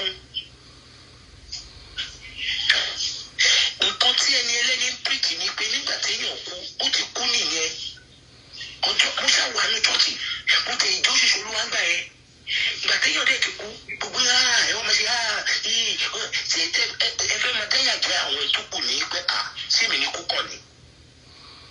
And téèyàn bá kú tó tẹ bá ti announce jù àwọn tó kú wọn máa jáyà ní olùfẹ́ píìsì lọ́jọ́ ẹ̀ ipò ẹ̀ ókè ẹ má sunkún kí sunkún àgbàdé ká sunkún ara wa. Now, you see in this life, I don't know if you have noticed that there are people around you, friends, family, colleagues, that you will never see them when you are doing well. If bad things happen, they are certified sympathizers. In any given church, there is no church, there is no pastor. See, the church, the gospel, the word gospel means good news. Now, any church that know what they are doing, they don't like negative energy around church because that is not good news. When people begin to magnify the works of the devil, it is absolutely wrong. It is against the tenet of faith. It is against the culture of a church. When you guys want to now come back, you cannot be, magnify any church now.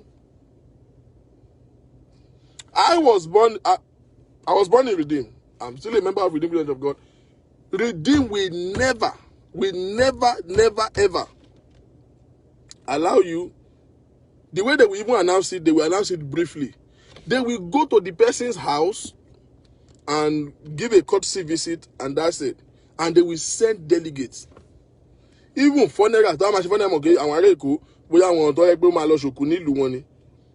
not even let the old workers go.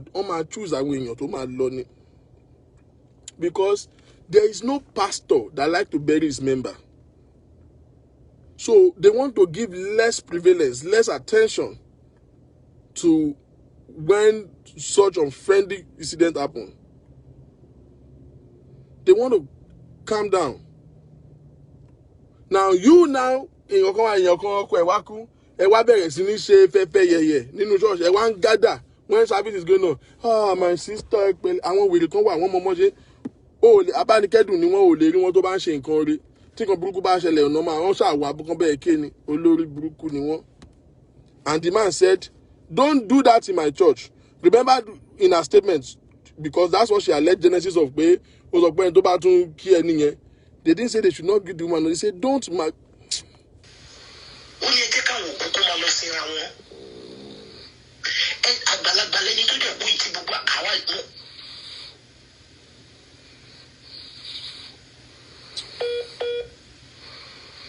I told you I was still sleeping when he called, so you can hear me. I think I dozed off somewhere in between that. I dozed off. Ẹ má bínú. Pẹ̀lú ẹni tó lọ ta ló ṣe bẹ́rẹ̀ ọdún kan. Nígbà tó dẹ̀ yá ẹ̀dẹ̀ fẹ́ máa play sympathy bíi pé ẹni ìfòdíkọ̀ ojú ìlú church olùsọ́dẹ̀ ní kẹ́ má ṣe irú ẹ̀ ìní ọjọ́ Sunday service làwa ṣe.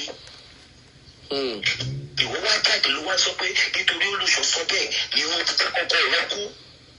Nǹkan tó sọ nìyẹn. Kò ní ìbẹ̀rù ọlọ́. Now, in her statement, which I have already uploaded, that's why I'm not going to play it. She said, first of all, that's disobedience. They gave an instruction, they said, don't do a pity party in the church. She was, and the man got upset and said, you guys, the next person I see,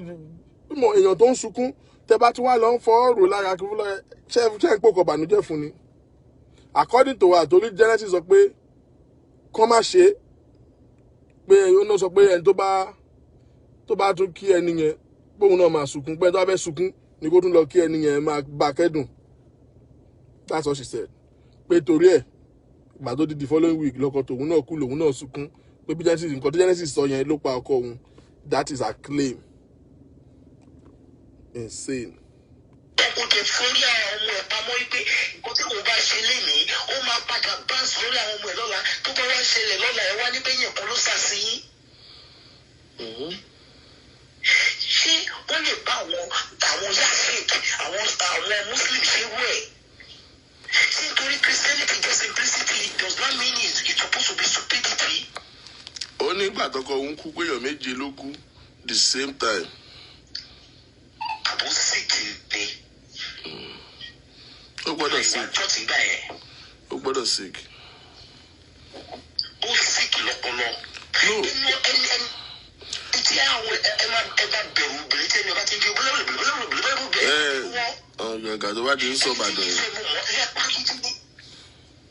Ìdáná bí ayé ọmọ ìdó ni. Ìbàdàn ló ń sọ lẹ́nu tó ń sọ̀rọ̀ bí àìdókè.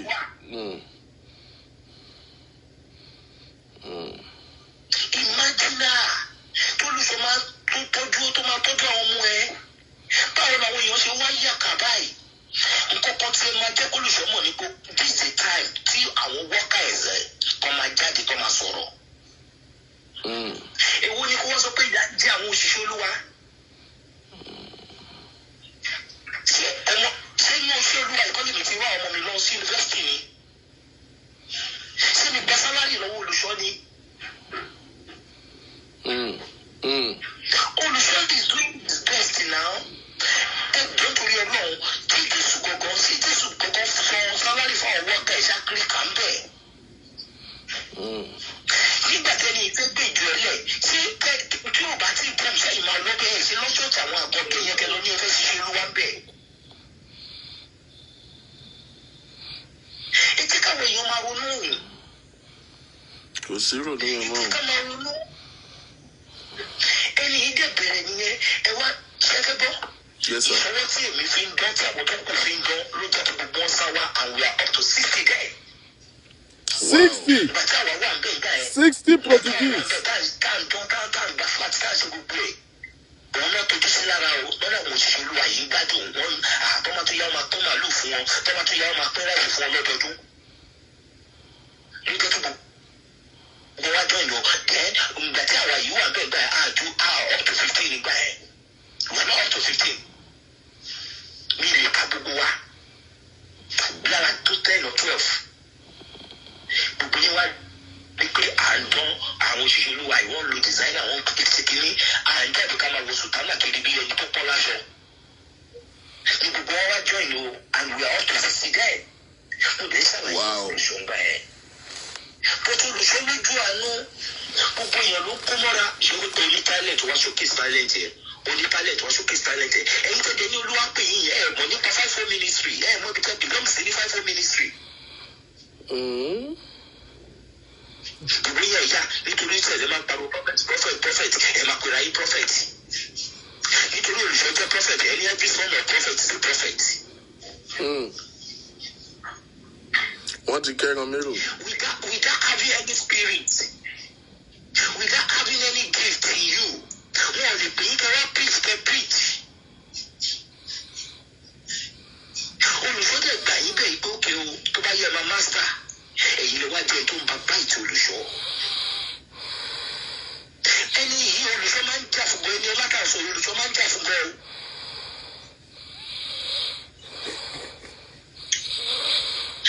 Ṣé gbọdọ̀ nígbà tí tọ́jú dáàtì bí àwọn tó ti débi tí ó fẹ́ gbogbo owó tó bá pa ní tọ́jú kó máa fi tọ́jú wa ni. Nǹkan tó tiẹ̀ sọ ò make sense. Nígbà tí àwọn ọ̀pọ̀lọpọ̀ èèyàn wá tó wá ń tọrọ owó àìmọye èèyàn ló máa wá tó máa ti jókòó báyìí tó máa tò wọ́n lè wọ́n 50 ẹ má lòdì gbogbo ló wá fẹ́ wá rí olùṣọ́ fún nǹkan mi o problem tó wá láti wá pẹ̀lú wọn. Bẹ́ẹ̀ni, personal problem ló wà. I'm telling you sir, nǹkan tí mi witness ni kábà máa rí èèyàn tó wá rí wọn wípé àwọn kan wá sọ́nà kí wọ́n máa tó tẹ̀ the rest 50 wọ́n wá tọrọ owó ní o tóòlùsọ̀ máa tún ní èlò lápá òyà ìlọ́yọ́nù ẹ̀ ọba ò fẹ́ gbàgbà mi ìpè olùṣọ́ máa ná gbogbo owó tàpá yìí tán. Owó ìbẹ̀lẹ̀ tọ́wọ́ olùṣọ́ kò lọ́lé olùṣọ́ máa pé gbogbo owó yẹn bẹ̀rẹ̀ ni. Ilé wa tọrọ owó afun, tòun wa tọrọ owó afun, àjẹ́ wa tọrọ owó afun, oṣù wa tọrọ owó afun, èmèlè wa tọrọ owó afun, olè wa tọrọ owó afun, wèrè wa tọrọ owó afun. Ẹ̀yin tẹ wá sí sí olúwa ṣe nǹkan tí bẹ́ẹ̀ kò jẹ́ ìjẹ́ kó yé wa ní pé your gift will make a room for you, bring you before king Lord and Tó bá ṣe ń di pẹpẹ, ó yà á jẹ́ di pẹpẹ. Ẹgbẹ́ni sọ, mo sọ I told you I wasn't even up, it was like 5 a.m. when she called me. Image Ìgbẹ́nu song. It was like 5 a.m. when he called me. I was still sleeping for crying out loud. I slept late and I was just managing to stay up. I told you before, Ẹgbẹ́nu yìí lọ.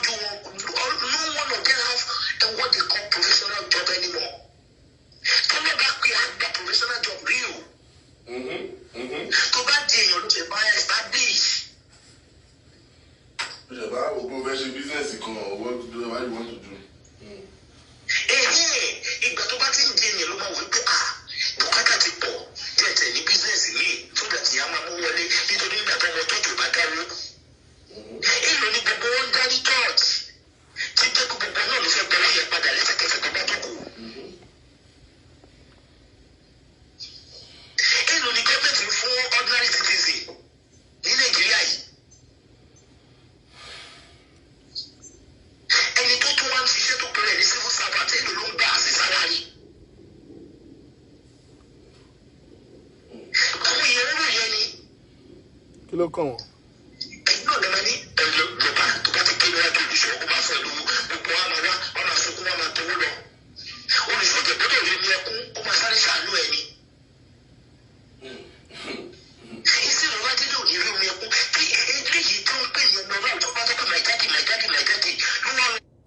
Let me say something real quick before I continue. You guys need to realize that mo fẹ́ kó sọ̀rọ̀ débi tí wọ́n ti gẹ́yẹ̀ mọ́lé táwọn family ọkọ ẹ̀ ti mọ́lé pé òun ló pọ̀kọ ẹ̀ bẹ́ẹ̀ mo sì fẹ́ kó sọ̀rọ̀ dé. But let me say something real quick about what he was saying. I was in full-time ministry for over 11 years. I have witnesses on this show that they can tell you. I've been a church administrator. I've been everything. I've been a music director. I've been a church administrator. I've dealt with church paperwork, income and expenditure and all of that. Let me tell you this clear and clear. Does church make money from, church or pastor make money from offering? Irọ́ ni o. Gbogbo ẹ̀yin tẹ́ ń lọ church deck ìdáwó. Kì í ṣe ẹ̀yin nìkan o. Gbogbo àwọn ìyá tó ń gbégèlè fàfàfà tó ń wọlé sí tó heavy yẹn, àwọn náà kì í dáwó o. If you are not paying offering in church and you are not paying your tithes, gbogbo ẹ̀yin tẹ́ wọ́n ń báyìí. no be only you. Protect in sometimes in church you. Now, if anybody tell you that church is making, you see one church building houses and one pastor buying fleet of cars. Can you offering and title? Am I against you turn in there? Now lie. I can tell you categorically. I've never owned a church. I'm not involved in, I work professionally now. But I've been in full-time ministry for 11 straight years. I've been an administrator. I've worked in different capacities in the church. Church in power. But ọmọ church ló ń gbà o. Àwọn tó ń kó ogun wá church pọ̀ ju àwọn tó ń dáwó ní sí church lọ o. I can tell you with all effrontery. Kí church tó grow débi pé a máa rí owó ní extra sọ́wọ́ nínú offering. Ó máa ń pẹ́ o. Wàá ti tóbi bí àwọn City of David gan àwọn asin pastor yẹn á ti ṣe báyìí á ti làágùn tí á ti ná gbogbo. So many pastors tó jẹ́ pé salary ìyàwó ẹ̀ ló fi ń run ní church o. Tó wá jẹ́ full time pastor tíyàwó bá níṣẹ́.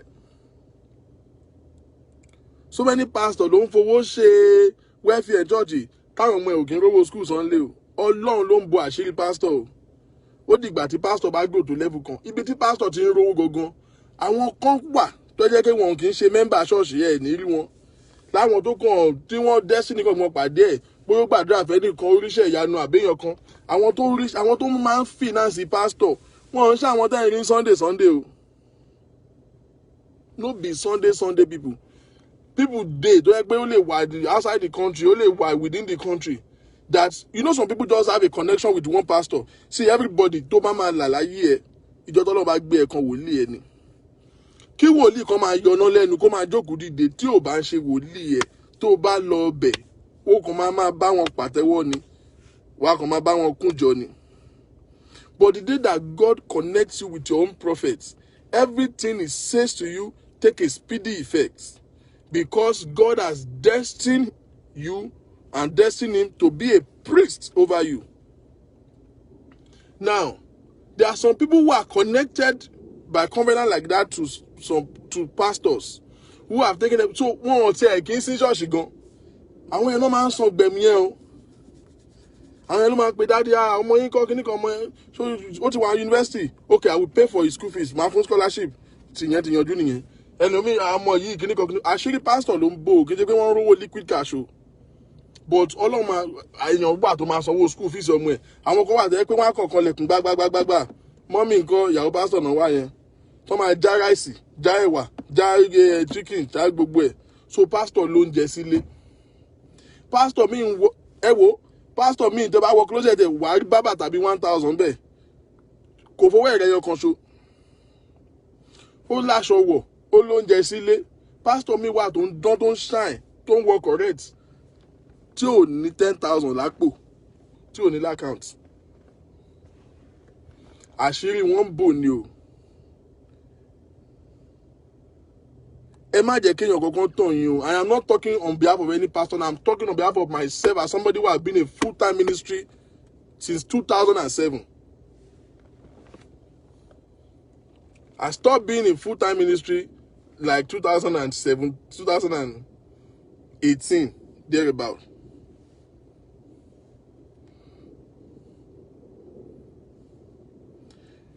Gbogbo owó tẹ̀ ń dá ṣọ́ọ̀ṣì tẹ́ bá rí tán dá offering tán san tithe. First of all, tó o bá kí n san tithe, tó o ti lọ ṣọ́ọ̀ṣì rí láì dá offering, mọ̀ pé wọ́n nìkan kọ́ ni wèrè tó ń lọ ṣọ́ọ̀ṣì o. Ẹ̀yin wèrè pọ̀ o. Ẹ̀yin tẹ́ ẹ máa gbà, ẹ̀yin làbí yín dẹ̀ máa ń le jù. God will open and make a way for you. Amen. Amen. Ẹ̀yin máa ń ní sustain, ó máa ń ní stress pattern. Gbogbo àmì tó ṣe, ìwọ tó máa kọrin báyìí, ìwọ ló máa jójú. Ẹ ní lọ ṣọ́ọ̀ṣì tó ti ń lu ṣẹ̀kẹ̀rẹ̀, ẹ máa lọ ṣọ́ọ̀ṣì tó ti ní piano, tó ti ní guitar. Counters náà fi rí àwọn àbí. You will go to church to have fine musician. Ìwọ lójú ẹ̀ tó bá fẹ́ jójú ọpẹ́ báyìí ijó ẹ̀ ló máa le jù kọ́ bọ̀ ò ní dá. Kì í ṣe ìwọ nìkan lo stupid tó lọ ṣọ́ọ̀ṣì ẹ̀yin tẹ́ stupid pọ̀ o. So at the end of the day, church ò rówó di ọ. Tithe and offering is not what make any pastor rich. Hear me. God always raise ministry helpers for them.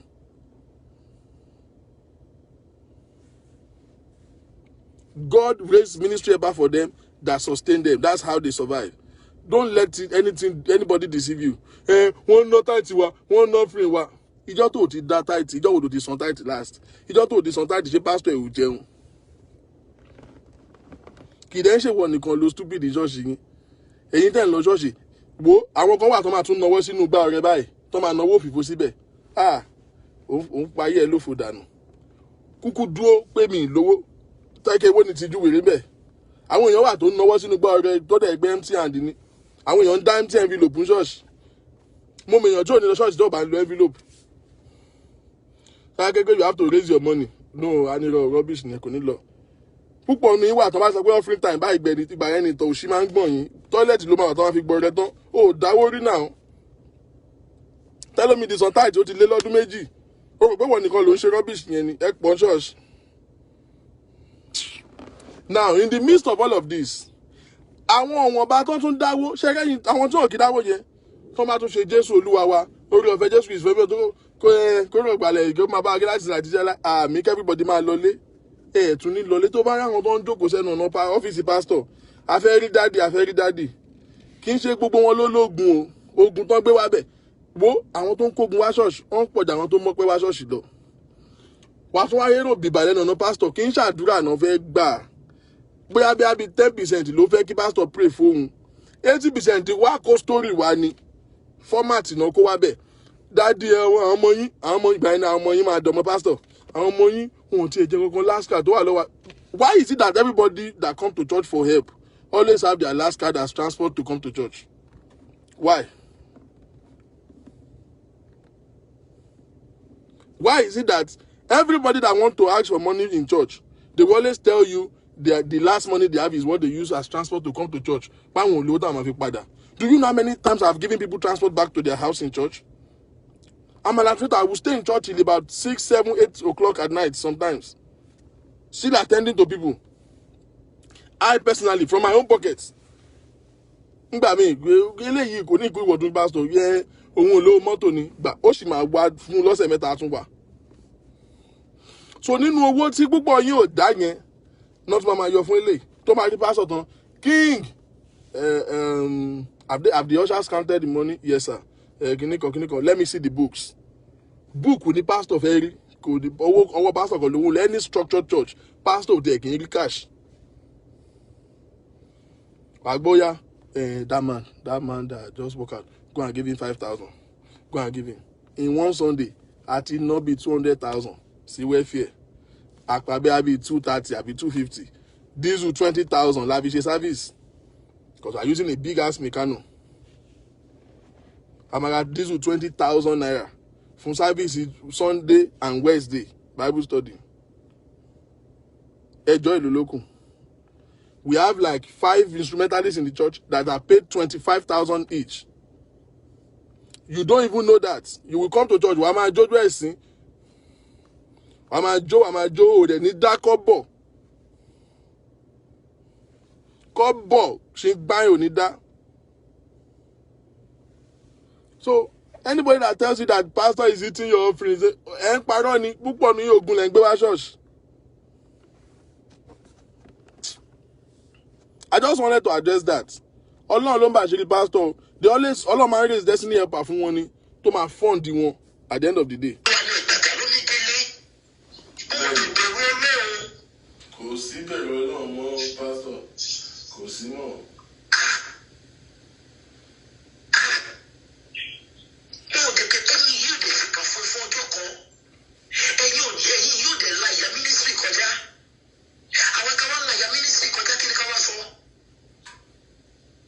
Ọlọ́run ló pọkọ òun báwo ló ṣe bá wọn lò.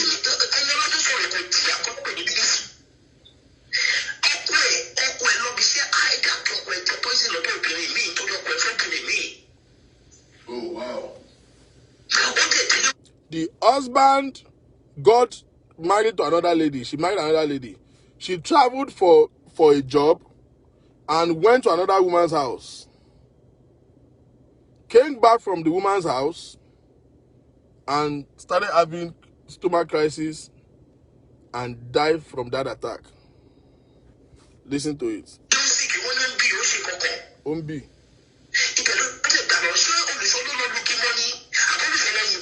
That is it.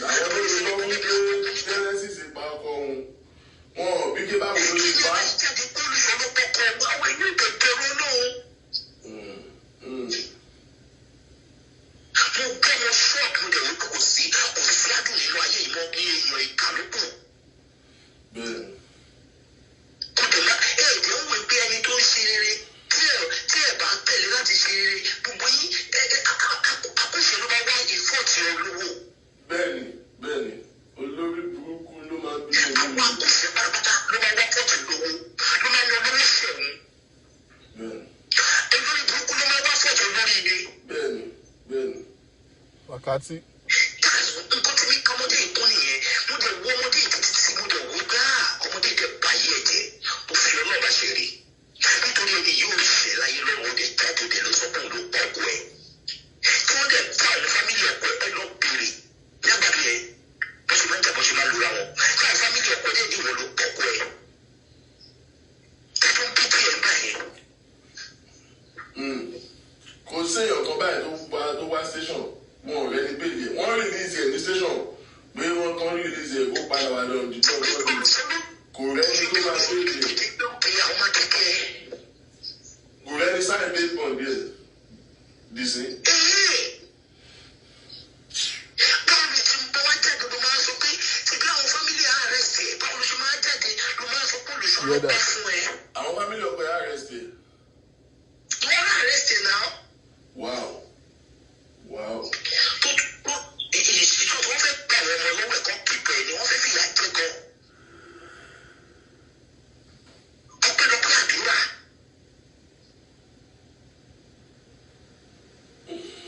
Tó jáde tán tó dé tó wá ń kí olùṣọ́ pé wọ́n ṣe gan kankan wọ́n ló wá jáde ló wá sọ pé olùṣọ́ ló pọ̀pọ̀ ẹ̀. Èdè bẹ̀rù Ọlọ́run. Èdè wa túbọ̀ tó ń tẹ́ báwọn ìbọn náà silent kó tètè já. Oní Genesis ń wá crowd ní ìlú ìṣẹ́jú bọ̀. Ó lè lọ ṣiṣẹ́ lọ́dọ̀ bàbá náà bọ́. Nǹkan tó ṣe bàbá ń gbà ẹ́ nìyẹn crowd ni. Òun náà oní Genesis ṣoògùn ní pé crowd ló wá bẹ́ẹ̀ni. Àbó sick tó fẹ́ pẹ́ni tó bá gbọ́ ọ́ta wọn tó sọ pẹ́ni tó bá gbọ́ ọ́ta wọn ayé ẹ̀ bàjẹ́. Àwọn òun ayé ẹ̀ bàjẹ́ níbẹ̀. That is the question.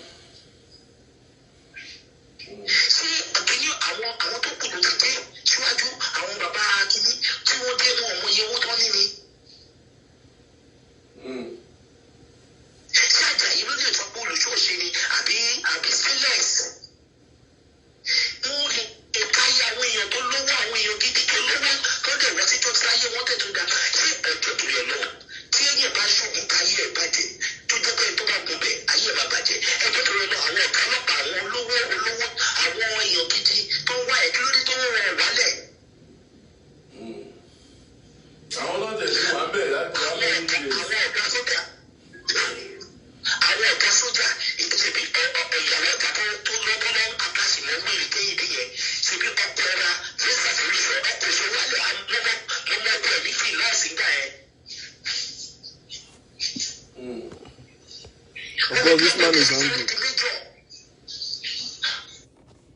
Let me just stop it right there.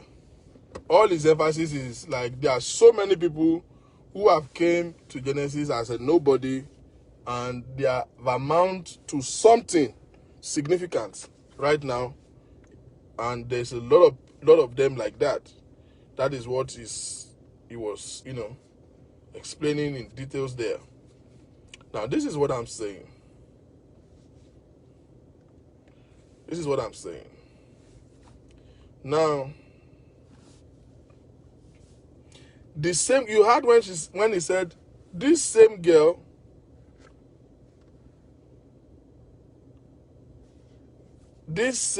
dance for you. At the time the husband died, the family of the husband got her arrested because they believe that she was the one who murdered the husband. The same person that has been alleged of killing the husband came back years after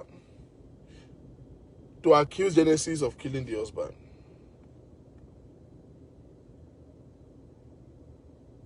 The same person. Tẹ́gbà àwọn family ọkọ ẹ̀ sọ pé òun ló pa ọkọ ẹ̀. Ó padà wá ń sọ pé Genesis ló pa ọkọ òun. Is that not disturbing? I'm looking for that Bukky JC's video chat this morning.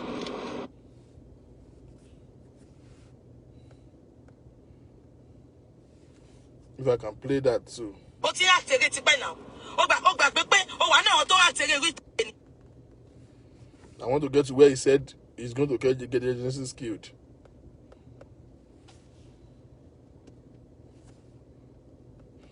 Just like Kenny, the same way Kenny just feel like, you know, like I said. 20. Don't regbala.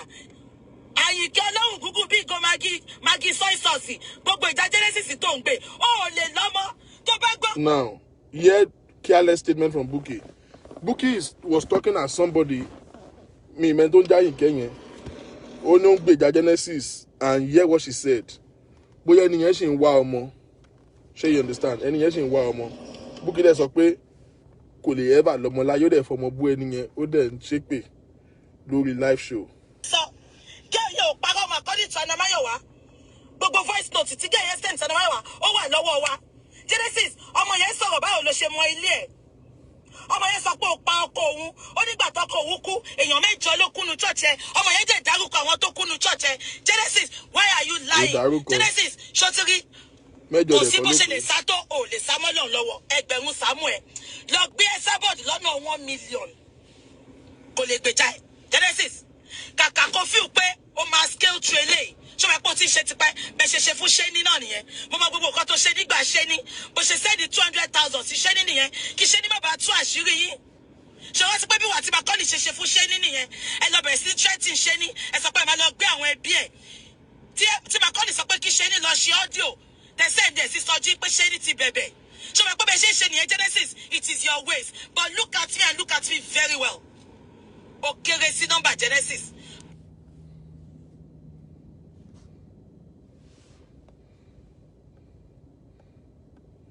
Kí ló ń ṣe kínní náà? Why did he stop?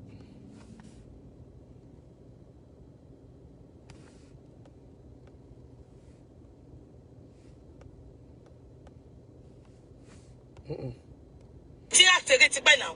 Ó gbà pé ó wà náà tó àtẹ̀rẹ̀ rí ìtàgé ni. Ìdárúkọ mi.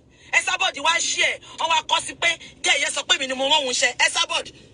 Esabod, your time is up. Olórí burúkú olè. Ó pa lórí òfúlẹ̀ríà. Ìyá àdí ìbàjẹ́. Aláyé ìbàjẹ́ olóṣì. Olórí burúkú. Gbé dọ́dọ̀ mi. Genesis, ó ti gbàgbé pé nǹkan tó ṣe fún bàbá àti bẹ̀tán náà ni. Tó lọ wá. Genesis, ọmọ yẹn sọ̀rọ̀ báwo ló ṣe mọ ilé ẹ̀. Ọmọ yẹn sọ pé ó pa ọkọ òun. It's just 5 minutes. Èèyàn mẹ́jọ ló kúnnu church ẹ̀. Ọmọ yẹn jẹ́ dárúkọ àwọn tó kúnnu church ẹ̀. Genesis, why are you lying? Genesis, ṣọtiri. Kò sí bó ṣe lè sá tó ò lè sá mọ́lọ̀ lọ́wọ́ ẹgbẹ̀rún Samuel. Lọ gbé Esabod lọ́nà 1 million. Listen to her. Kò lè gbèjà ẹ̀. Genesis, kàkà kó fíw pé ó máa scale through eléyìí. Ṣọ́wọ́ ẹ̀pọ̀ tí ń ṣe tipẹ́ bẹ́ẹ̀ ṣe fún Ṣẹ́ni náà nìyẹn. Mo máa gbogbo nǹkan tó ṣe nígbà Ṣẹ́ni. Bó ṣe sẹ́ni 200,000 sí Ṣẹ́ni nìyẹn. Kí Ṣẹ́ni má bàa tú àṣírí yín. Ṣé wọ́n ti pé bí wà tí Macaulay ṣe fún Ṣẹ́ni nìyẹn? Ẹ lọ bẹ̀rẹ̀ sí threatening Ṣẹ́ni. Ẹ sọ pé ẹ máa lọ gbé àwọn ẹbí ẹ̀. Tí Macaulay sọ pé kí Ṣẹ́ni lọ ṣe ọ́díò. Tẹ̀sẹ̀ ẹ̀ sí sọjí pé Ṣẹ́ni ti bẹ̀bẹ̀. Ṣé wọ́n pẹ́ bẹ́ẹ̀ ṣe nìyẹn Genesis? It is your ways. But look at me and look at me very well. Ó kéré sí nọ́mbà Genesis. Bóyá lo mọ̀ mí. Mo sọ fún ẹ pé ẹni tó kò mí ò mọ̀ mí. Ẹni tó mọ̀ mí ò kò mí. Genesis, ò bá má gbé dọ́dọ̀ mi. Genesis, ó ti gbàgbé pé nǹkan tó ṣe fún bàbá àti bẹ̀tán náà ni. Tó lọ mú bàbá kan, ó sọ pé ó fẹ́ kó sí kànga ṣáárí ni. Àárín náà, ó kàn sáré bọ́ta, ó sọ pé ó ti mú bàbá kan o, ó fẹ́ kó sí kànga, bàbá ti bẹ̀tán ló rán, tó bá ti rí pọ́ tí ń tú àṣírí ẹ. Wàá máa wá bó ṣe máa cover irọ́ pẹ̀lú òótọ́. Wàá bá bó ṣe máa cover irọ́ pẹ̀lú òótọ́. Ẹ jọ ẹ lọ bá mi wo fídíò yẹn. Ibo ni gẹ́ yẹn ti dárúkọ mi. Esabod wá ṣí ẹ̀. Ọwọ́ akọ́sí pé gẹ́ yẹn sọ pé mi ni mo mọ̀ kó ṣe. Esabod. I don't know about that. Your Let time me is hold up. up a little bit. Now, what she's saying now, I don't know anything about it. I've not seen Mama Esabod's page or whether she said that or not. I don't know anything about that. But Iboni Bukky ti rí pé because she's òun attack Genesis, but ó sọ pé nìkan ló sọ bẹ́ẹ̀. Should make sense ni. At what point, where did Bukky see or hear that Genesis said or Eniola said that Bukky paid Eniola to lie against Genesis? This is a case they are making with Eniola. That has nothing to do with Bukky. Nobody mentioned Bukky at the police station. Not any point. That video is less than a minute. Genesis did not talk. Enola did not talk. Both of them were the girl was literally crying, and Genesis was just looking up like this. He didn't say one word. Genesis has not said anything there. I'm the only one who have said anything about this story, and I'm just saying it right now. I made a post on Facebook. I never said anything that Bukky paid her. Bukky Ibolo TV. Talo software. Now, if you said somebody said it, I don't know about that, and that is not my freaking business. Why is it now Genesis that you are attacking? Why is it Genesis? Genesis, is that what you think? Is that what you're doing?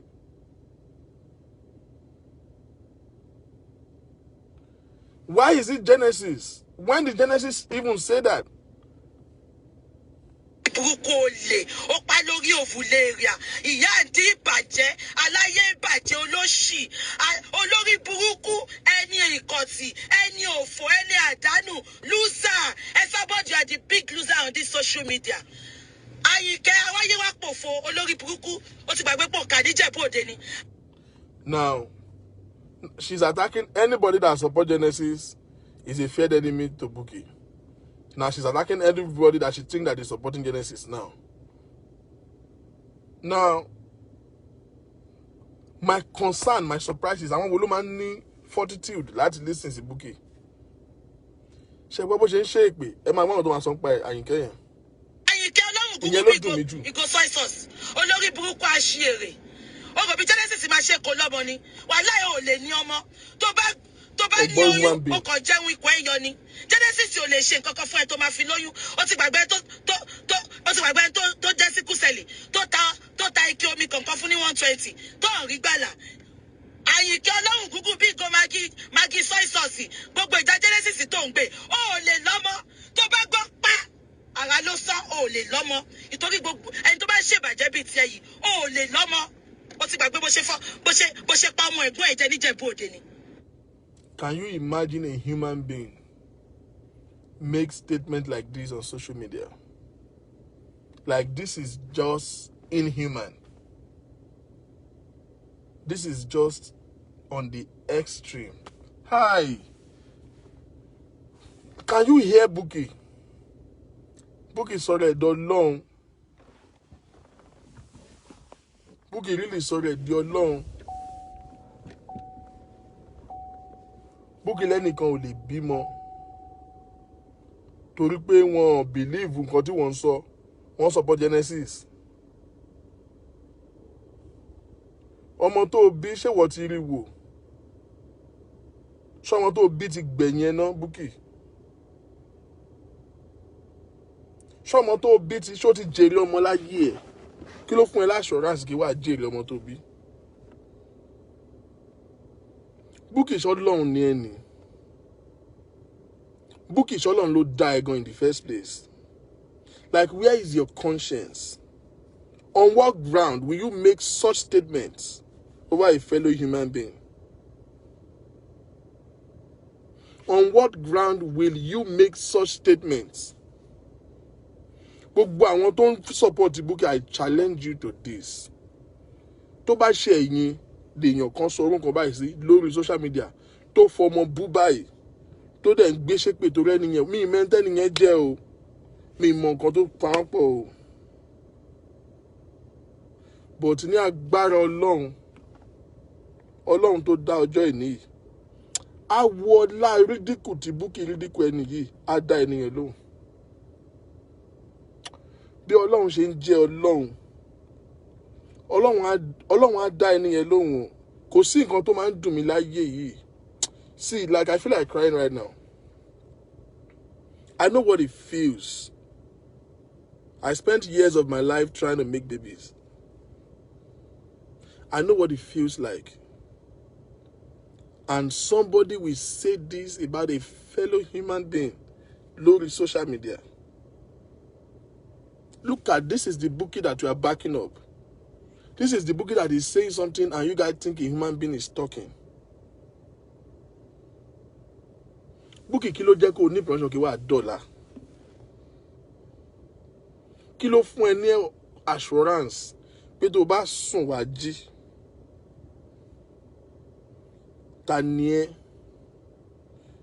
Why are you so wicked? Why did you sell your conscience out? What do you think you are doing? What do you think you are doing? Who is Bukky Jesse?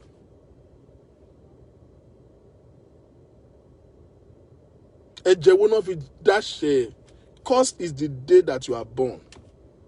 Because you are not fit to be among human beings. I can't wait for you to go to jail or just be out of where human beings are.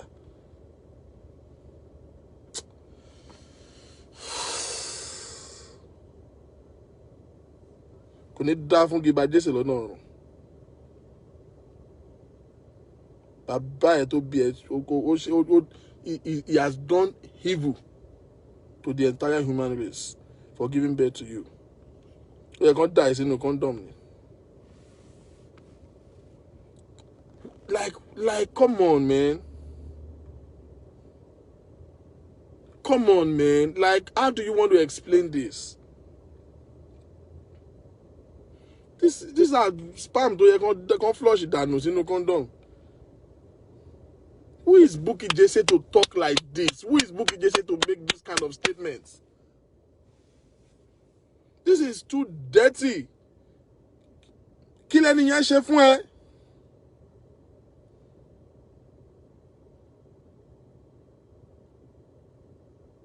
Kí lẹni yẹn ṣe fún ẹ? Torí kò believe wẹ pé kò oní Genesis èèyàn burúkú ni ó lóun máa tẹ̀lé bẹ́ẹ̀. Ló ṣe fọmọ bú.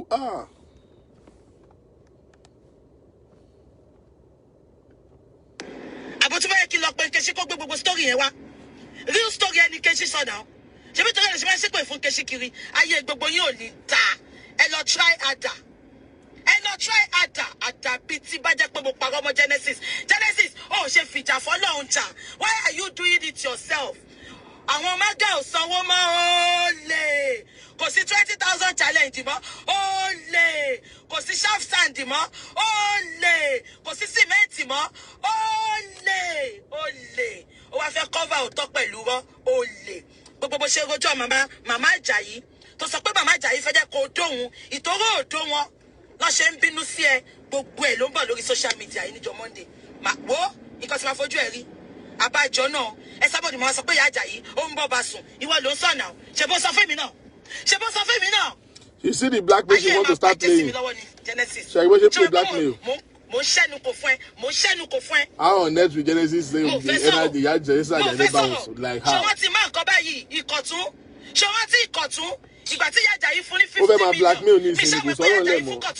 So everywhere ó bóbi Genesis ti níbi. Ló fẹ́ máa tẹ. She's just desperate to bring this man down. Ìkọ̀tún tí ò súnmọ́ ó wá lọ fún ní 50 million. Ó mọ̀ fẹ́ fi yọ ẹ́ lójú. Ó mọ̀ fẹ́ jẹ́ ó fẹ́ fi your price ẹ̀ kó lè wá dóni. Genesis ayé ẹ̀ máa bàjẹ́ sórí social media ni. Ó ti pẹ́ tó ti ń báyàn jẹ́. Eléyìí ló máa fi ṣàṣemọ́. Genesis eléyìí ló máa fi ṣàṣemọ́.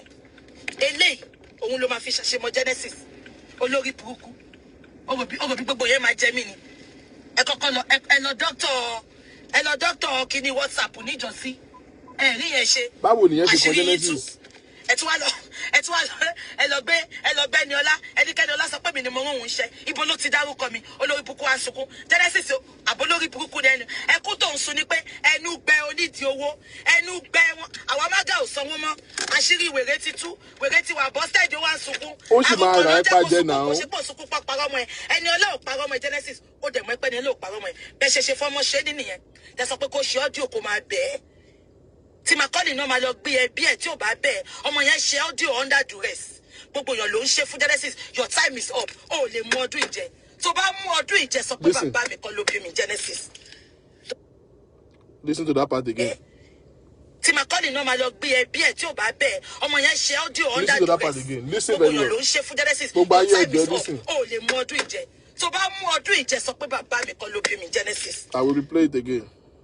Wo ẹnu gbẹ wọn àwọn mága ò sanwó mọ́ àṣírí wèrè ti tú wèrè ti wà bọ́sẹ̀dì wà sunkún àròkàn ló ń jẹ́ kó sunkún kó ṣe pọ̀ sunkún pọ̀ parọ́ mọ́ ẹ ẹni ọlá ò parọ́ mọ́ ẹ Genesis ó dẹ̀ mọ́ ẹ pé ẹni ọlá ò parọ́ mọ́ ẹ bẹ́ẹ̀ ṣe fọ́mọ́ ṣe é nìyẹn tẹ sọ pé kó ṣe ọ́díò kó máa bẹ́ẹ̀ tí Macaulay náà máa lọ gbé ẹbí ẹ̀ tí ò bá bẹ́ẹ̀ ọmọ yẹn ṣe audio under duress gbogbo èèyàn ló ń ṣe fún Genesis your time is up ó lè mú ọdún ìjẹ tó bá mú ọdún ìjẹ sọ pé bàbá mi kan ló bí mi Genesis tó bá fi òpó lè sá mọ́ gbogbo èèyàn lọ́wọ́ ó lè sá mọ́ lọ́n lọ́wọ́ I am coming on Monday gbogbo full story bí Genesis ṣe sọ pé ìyá Àjàyí fẹ́ máa dóhun on make gbogbo passes gbogbo ìgbà tóun máa ń tẹ̀lé wọn lọ Jerusalem wọ́n fẹ́ jẹ́ kóun dó wọn ni gbogbo èyí tó wá ń sọ lórí social media pé èèyàn kan sọ pé òun fẹ́ Ìyá Àjàyí Genesis make up story ni ìwọ gangan ló sọ gbogbo pàdé di Monday ẹ pàdé mi Monday ó dàbọ̀.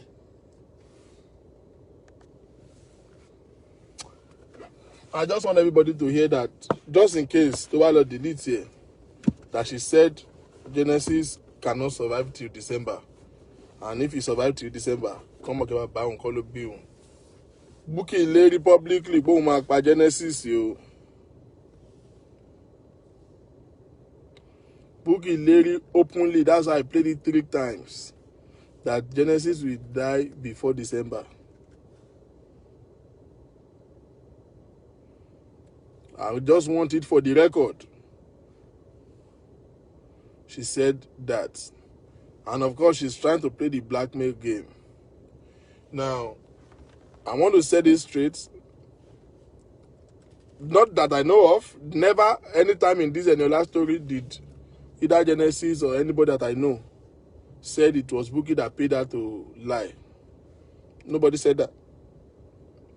Eniola's confession is there. Nothing of that occurred. Eniola has been in custody. Bukky did not even know what she's saying. She said they arrested her on Thursday. No, she has been arrested since last week. Like last week. Where I got on Wednesday. Not to arrest Eniola. Last week, she's been there over close to 2 weeks. Kálọ́ lọ ṣe ìjálẹ̀ ni, ó máa dúró. Eniola tó ti gbé lọ court tó ti padà.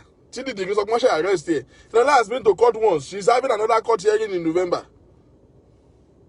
The case was adjourned in November. The degree you mo not seen no. Now, ìgbà tó arrest Eniola, ṣé Bukky ẹni kó ṣépè sí bóyá kò rán lawyer lọ bẹ̀ on behalf of Eniola. Tí lawyer ẹ̀ sá padà. Lawyer withdraw involvement ní lórí case yẹn nígbà tó gbọ́ nǹkan tó wà nílẹ̀. Ó lóun ò lè dá sí. Ó lóun ṣe ń gbọ́ nípa case yẹn that same day. Ó ní sọ òun ò ní detail lórí ẹ̀ pé sọ òun ò lè continue. Ẹni kí Bukky ṣépè sí bóyá kò rán lawyer lọ bẹ̀. Bukky tó lóhùn òun Eniola rí yìí ẹni kó ṣépè sí kò ṣe ń ṣépè náà ó máa ń ṣépè lórí àìrọ́. Àìlè ní kó ṣépè èpè ń já already náà.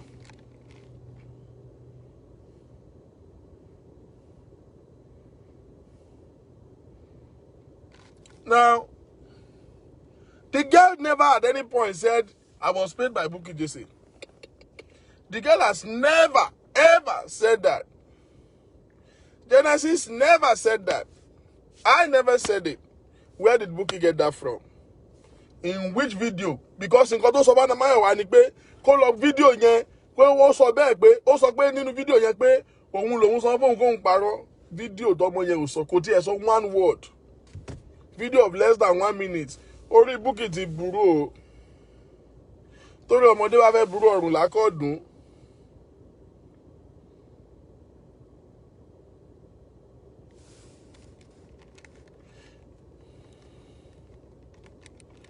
See, that he said his Genesis will die before December. I'm not taking that for a joke. I'm going to call them today, tomorrow, and he has to go to the right authority to go and make a report. You have to make a statement down that Bukky threatened his life. She did it publicly. You have to be written documents. It's a proven fact. Bukky is assassin that when you're now. Bukky is assassin that when you're now. Kí lẹ tún fẹ́ ká sọ? Ṣé bí bóyá lóun máa pa Àbíkẹ́ nìyẹn? You want me to play that too for you? She said it. So be Bukky ni.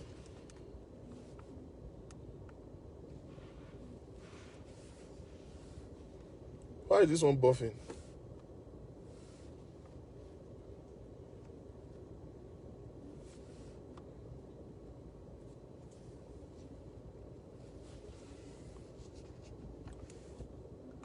I know she's empty.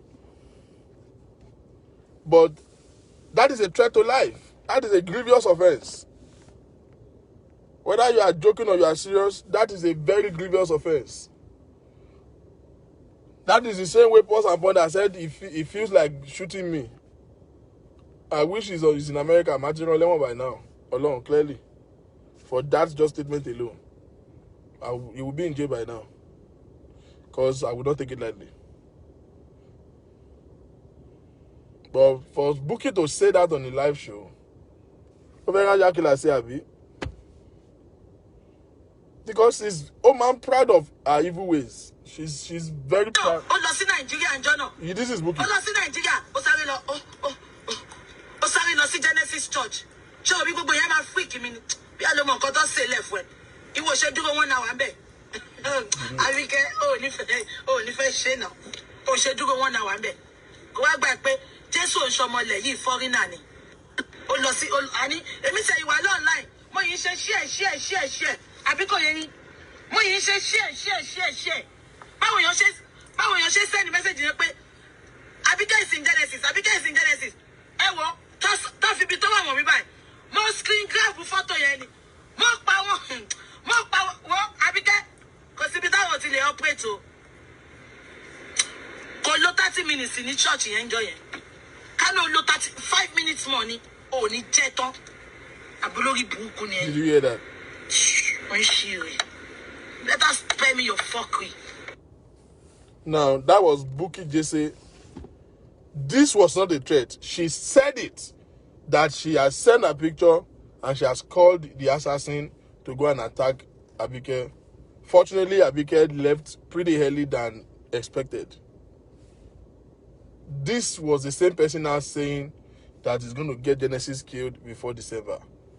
I will make sure that the police report is taken down for this statement. The question I'm leaving you with: why? On top Kinney. Like, why? How did we get here? How did we get here? Kila báwo la ṣe bára wa lórí ìta iná. Kí ni Bukky ṣe fún Genesis gangan?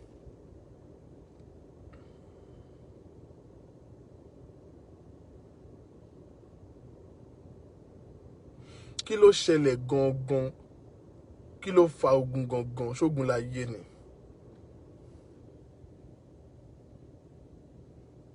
Ṣé abánisùn yìí náà? Okay, kò bá ẹ sùn. Because ó sọ pé tó wá tẹ̀ jẹ́wọ́ ló kẹnu sí. Okay, kò wá kẹnu sí ẹ. Okay, wá rí pé kẹnu sí ẹlòmíì. So what? Ó sanwó síbẹ̀. Whose fault? There was never a time that we hear that you are sí ẹ lórí. You have given so much benevolence to the church and to the man because you want to get his attention. Unfortunately, every of your effort failed. So what? Move on now. I'm not moving on is hard for you because nobody wants you. You are a piece of shit. Cost is anyone that lay with you. Like, Wakori Bruku Roshani.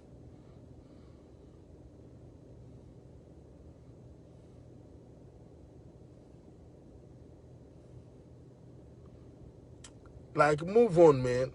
Kí ló táyé ṣe le tó yìí? Kí ló tó ń fi ikú threaten everybody? Kí ló tó ń fi ikú threaten everybody? Ta ni ẹ gan? Tell me the reason why God should not kill you. Tell me the reason why you should not die miserably. Tell me the reason why God should not disgrace you. Tell me the reason why God should not cut your entire generation off his head. Look at the level of evil.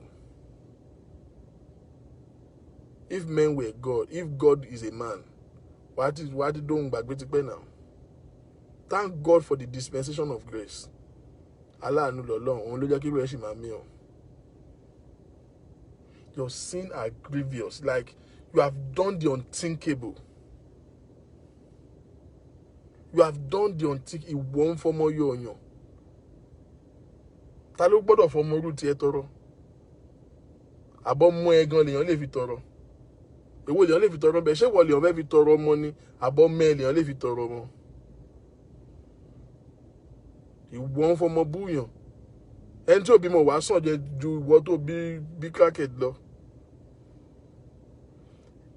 Àyìnkẹ́ tó fọmọ bú ṣebí kò ìbímọ, ìwọ tó bẹ́ẹ̀ tó ń lù ẹ́ tọ̀sán tó rú ṣé kò sàn ṣẹ́jú ẹ lọ ni? Àkókò bí wọ́n ló sàn ṣẹ́ ràdàràdà. Ìwọ ń fọmọ bú yàn. Ẹni tí ò bímọ ń wojú Ọlọ́run, ìwọ bẹ́ẹ̀ tẹnu ẹ ò ká. Family ancestral problem ní ẹnu bàbá ẹ̀ náà ò ká ẹ, so it's not surprising. Ọmọ tó mọ́ ìyá ẹ̀ lójú òṣìdí ó tapa òun ló ń jà yìí. Bó o ṣe ń rí bàbá ẹ̀ fín nìyẹn, wọ́n sọ̀rọ̀ ẹnu ẹ mo ti gbọ́ pé tó mú wàkàlà bàbá ẹ̀ tún mú ẹ, bàbá ẹ̀ tún tiẹ̀ mọ́lé, ẹnu ẹ láti wọ́ ló fúnra rẹ̀ ló sọ̀nà pé bàbá ẹ̀ ń lọ tiẹ̀ mọ́ police station, wọ́n tiẹ̀ mọ́lé títí olóbẹ̀ sí níbi friend ọlọ́pàá station, ẹnu ẹ fúnra rẹ̀ ló fi sọ kì í ṣe rúmọ̀. Ó dá bàbá ẹ̀ láàmú títí ní ìdààmú náà ló bí ìwọ ń fọmọ búyàn tó bá ṣe pé ò ní rònú. Ṣé wọ́n tó ti ẹ̀ka sunshade tó ń ṣe ṣó torí ẹ̀ ó dẹ̀ ń gbélé káńsù wà á ní oríṣe àwọn bá wọn kan pé nígbà tó ń tẹ̀lé Genesis ṣé wọ́n lè rárú sunshade? Nǹkan tí ò yé mi ni pé nígbà tó ń tẹ̀lé Genesis olóòlà kò jọ, so báwo ló ṣe wá ń dá owó tó ń dá 32 million sí Genesis? Ṣé wọ́n tó ń san 32 million sí Genesis tó ń dá 2 million sí Genesis ló lè ra sunshade?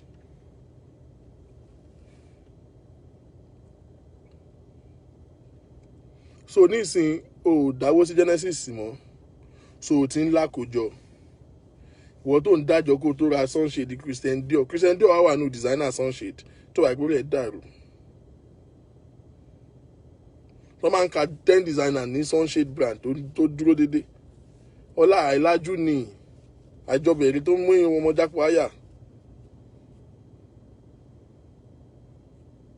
Ókè o sanwó sí Genesis mọ́, ó ti ń lákòjọ nísìn àbí? Ìyá ẹkú oríire abáyé kalẹ̀ ó ṣàtìra sunshade ìyẹn náà tó nu dúkìá àbí? Ó tó nu dúkìá.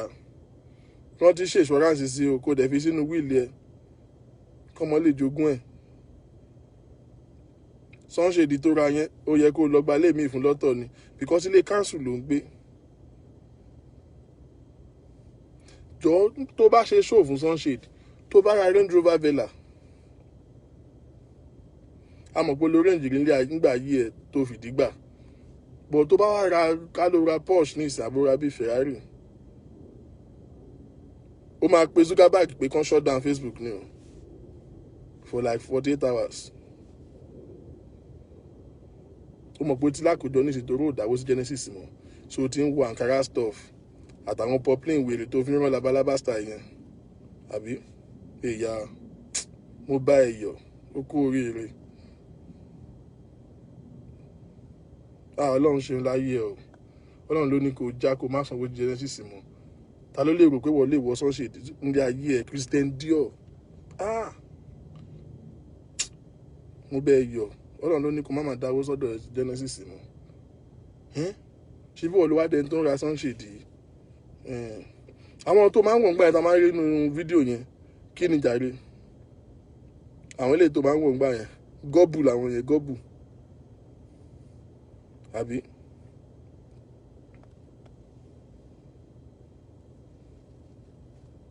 Tó bá ra Prada sunshade nísìnyí ó máa pé Pasoni o àbí? Sọ̀ni Adé gbọ́dọ̀ sẹ́ẹ̀tì irinṣẹ́. Tó bá léèyàn ara Galatia aláìnírònú aláìlérò alágídí kó sọ pé sa. Tó bá léèyàn wà tí ò nírònú kò lérò lórí, téèyàn bá lóyún sínú tó bá bọ́ta láàárọ̀ tó bá rí ẹ kó padà, in fact kó lọ ṣàbọ̀ṣàn ó pè kó má bí ọmọ yẹn ju kó èbìrì téèyàn tó lóyún máa ń jí rírú ẹ àgbákò ni àgbákò. Ẹ̀yin tẹ́ ẹ bá lóyún sínú ẹ má máa play show Bukky o, orí burúkú is contagious o. Téèyàn bá rí ẹnu òrùn àgbákò ni padlock burúkú ni. because tó bá léèyàn àwọn tó ń ṣe é wọn ò kàn ṣe é pé wọ́n wá de ayé ẹ̀ mọ́ àgádágodo wọ́n wá sọ sódò no wọ́n ṣiṣẹ́ ìkọjá ibẹ̀ yẹn wọn kàn mọ́ gíbi kan wọ́kèwé o àwọn tó ń ṣe é wọ́n gbàpò tí ni gbà tán dé ẹ̀ mọ́ àgádágodo tó wọ́n gbà àgádágodo sí ẹ̀ wọ́n gbé sínú kóló wọ́n sì lè kóló yẹn pa wọ́n á tún gbé ṣe àwọn àjókòó tì báyìí wọ́n mọ́nítọ̀ ayé ẹ̀ gidi ni o.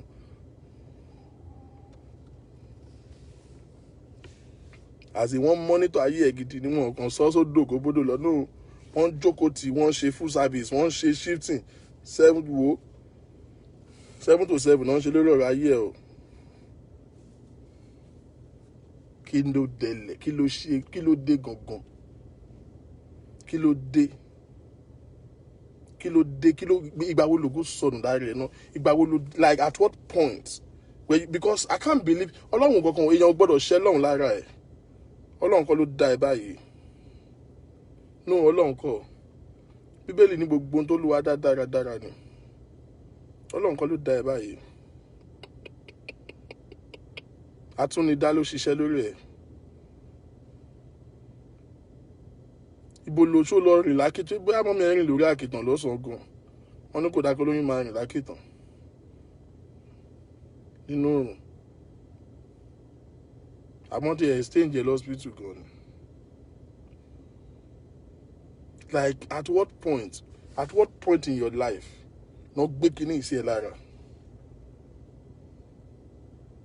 ìgbà wo náà gbé nǹkan burúkú ìsí ẹ lára tó wá di wèrè báyìí.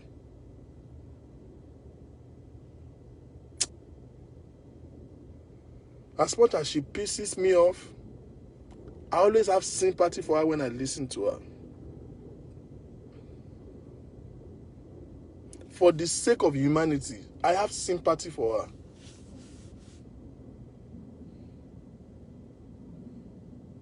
I have deep sympathy for Bukky. No now, Bukky, you are 45 years old now. So ṣe kékeré báyìí. Ṣọ́n gbé ẹjọ́ kékeré like ṣọ́n tọ́ ẹ ara.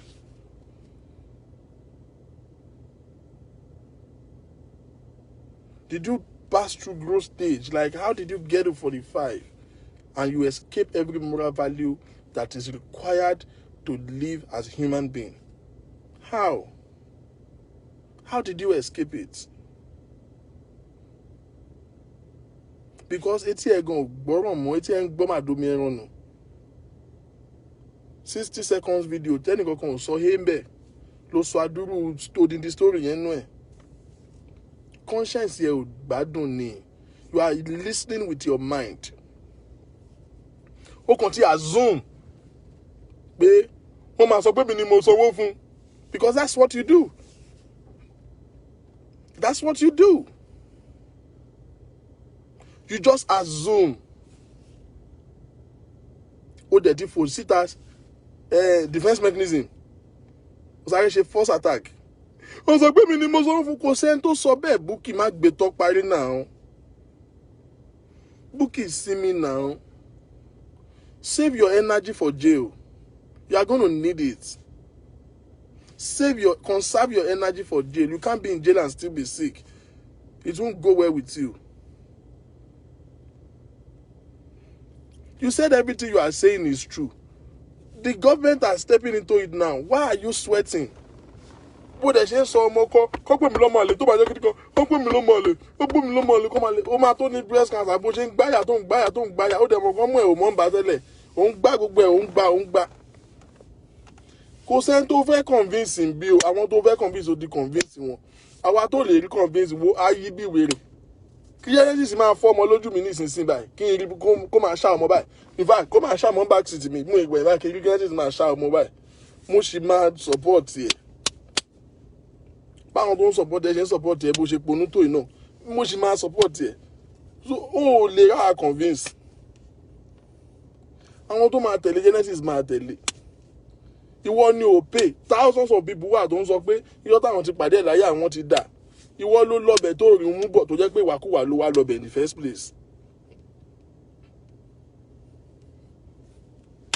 Òfò ọjọ́ kejì ọjà ló bá bọ̀ For how long will you be paying? Want to update? Àṣọ máa ń dùn yàn. Ṣé bí wọ́n update máa kan ní? Ṣé bí mi dákẹ́ fún yín gbà yẹn? Nígbà tí wàhálà yín pọ̀ mo dákẹ́ náà. Mo dẹ̀ sọ mo ní àlọ́ ń lọ àbọ̀ ń bọ̀ o. À ń padà bọ̀. I said until they begin to take a visible step. Like I see somebody being arrested. I'm not talking. Time yẹn la dé yìí o. Àsìkò ọ̀rọ̀ dé o. Wá cutting board kò fi sínú iodine. Kò fi clear etí ẹ̀ dáadáa torí wàá gbọ́ mẹ́rẹ̀mẹ́rẹ̀. Wàá gbọ́ mẹ́dẹ́mẹ́dẹ́. Wàá gbọ́ gbans. Kò máa gbọ́ nǹkan, wàá gbọ́ gan, wàá gbọ́ steady. Many time kò má jẹ́ kí n tán o. Because until there is a performance, there's no point arguing with a retard like you. And that was why I was quiet for a while. But now there is performance. But Georgia keep performance, yeah. Tí wọ́n bá bí ẹrí.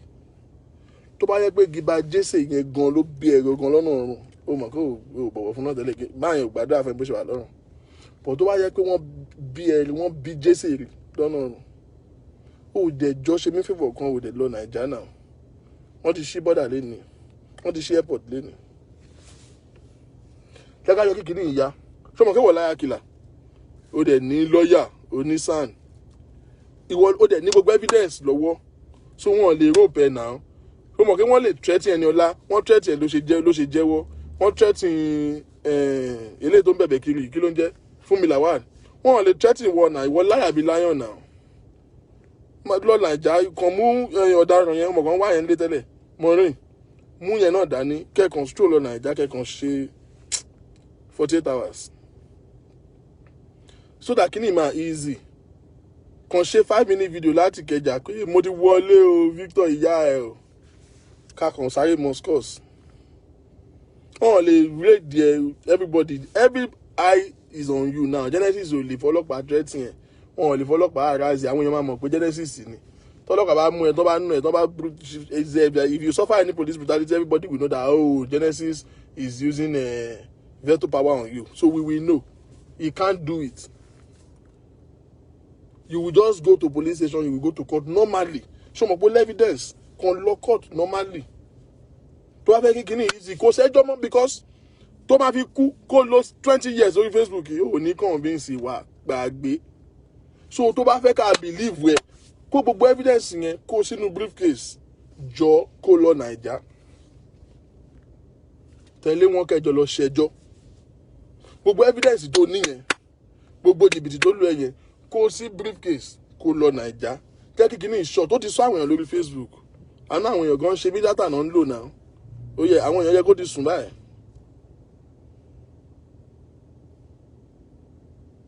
Ó yẹ lọ Naija. Ó yẹ so that kíní máa easy.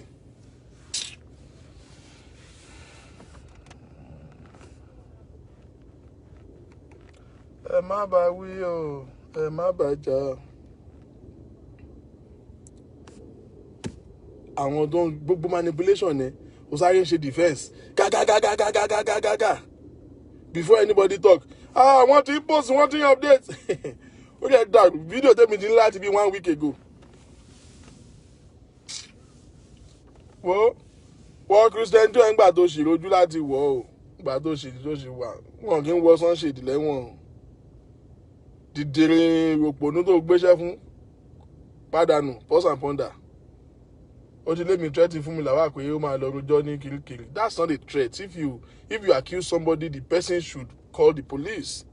And if you are saying the truth, the police will vindicate you. You will go to police station, you put your claims down. You can't defraud me of 100,000 and I will not arrest you. They defraud that girl of 2 million. That's her claim. And she didn't make a police statement. That's surprising. You are coming to Facebook to come and do what? This is not a court of law. There's no jury here. There's no judge here. We will only listen to you and walk the hell away. So now you are alleged person of crime, of defrauding you of 2 million. The person went to the police station himself to make his own reports. They are inviting you to come and write statement. And what will don't see any coma consent. She's everywhere now, begging everybody to go and beg Genesis. She bá wọn lórí burúkú Bukky just gbèrè Maureen. Kò ní sọ yẹn fáwọn audience here. I don't want to mention him now, but there are so many prominent people that Funmi Lawal is going everywhere begging now to beg Genesis. And the man insisted, why she can call this station?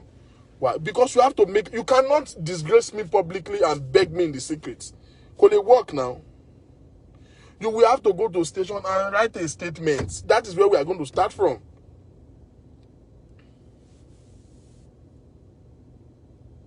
You will have to write a statement first. Gbàgbé kókó pé Ọbásanjọ́ àti kó lọ jáwọ́ lọ́wọ́ nu grave. Kan abẹ́bẹ̀. Wàá ṣì kò lè work bẹ́ẹ̀, kò kí ń work bẹ́ẹ̀. Ẹ kọ́ lẹ̀ mi Victor King mo sọ bẹ́ẹ̀ o. Bukky ṣì máa bẹ̀bẹ̀ o. Ẹ kọ́ sílẹ̀ o. Gbogbo ẹnu òṣì tó nìyẹn. Ó máa fẹnu gbolẹ̀.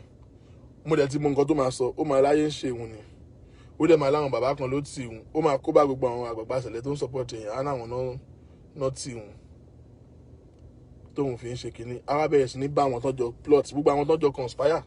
Bukky ṣì máa cast gbogbo wọn. Ibi là máa wà. Ẹ kọ́ sílẹ̀ mi Victor King mo sọ bẹ́ẹ̀. Àmọ̀wé ẹ̀ tó bá yí ó máa ń pẹ́ kan tó realize ni tọ́wọ́ pálábá ẹ̀ bá ségi tójú bá pa lẹ́yìn ẹsẹ̀ ó máa yíwọ́ o. No, Funmi Lawal had the privilege of making a public video and make a statement. Kó dẹ̀ sọ pé kò rí bẹ́ẹ̀. Kó dẹ̀ apologize. She made the video and she was twisting the words and they said make another one and make a clear statement. Àwọn Bukky pé wọ́n bẹ̀rẹ̀ sí threatening ẹ̀, wọ́n manipulate ẹ̀. Wọ́n dẹ̀ fún assurance pé àwọn máa fún support, àwọn máa fún lówó èló ní 2 million. Promise ìbọn ṣe fún Ṣadé promise nìyẹn o.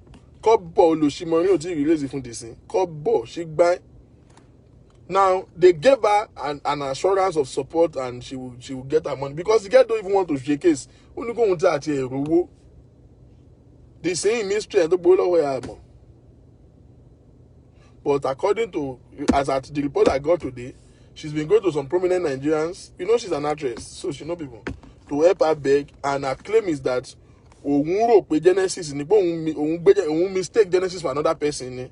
That she has figured out who collected money from her, and it is not Genesis. That is what she's saying now. But ọ̀rọ̀ kọ̀rọ̀ lè work.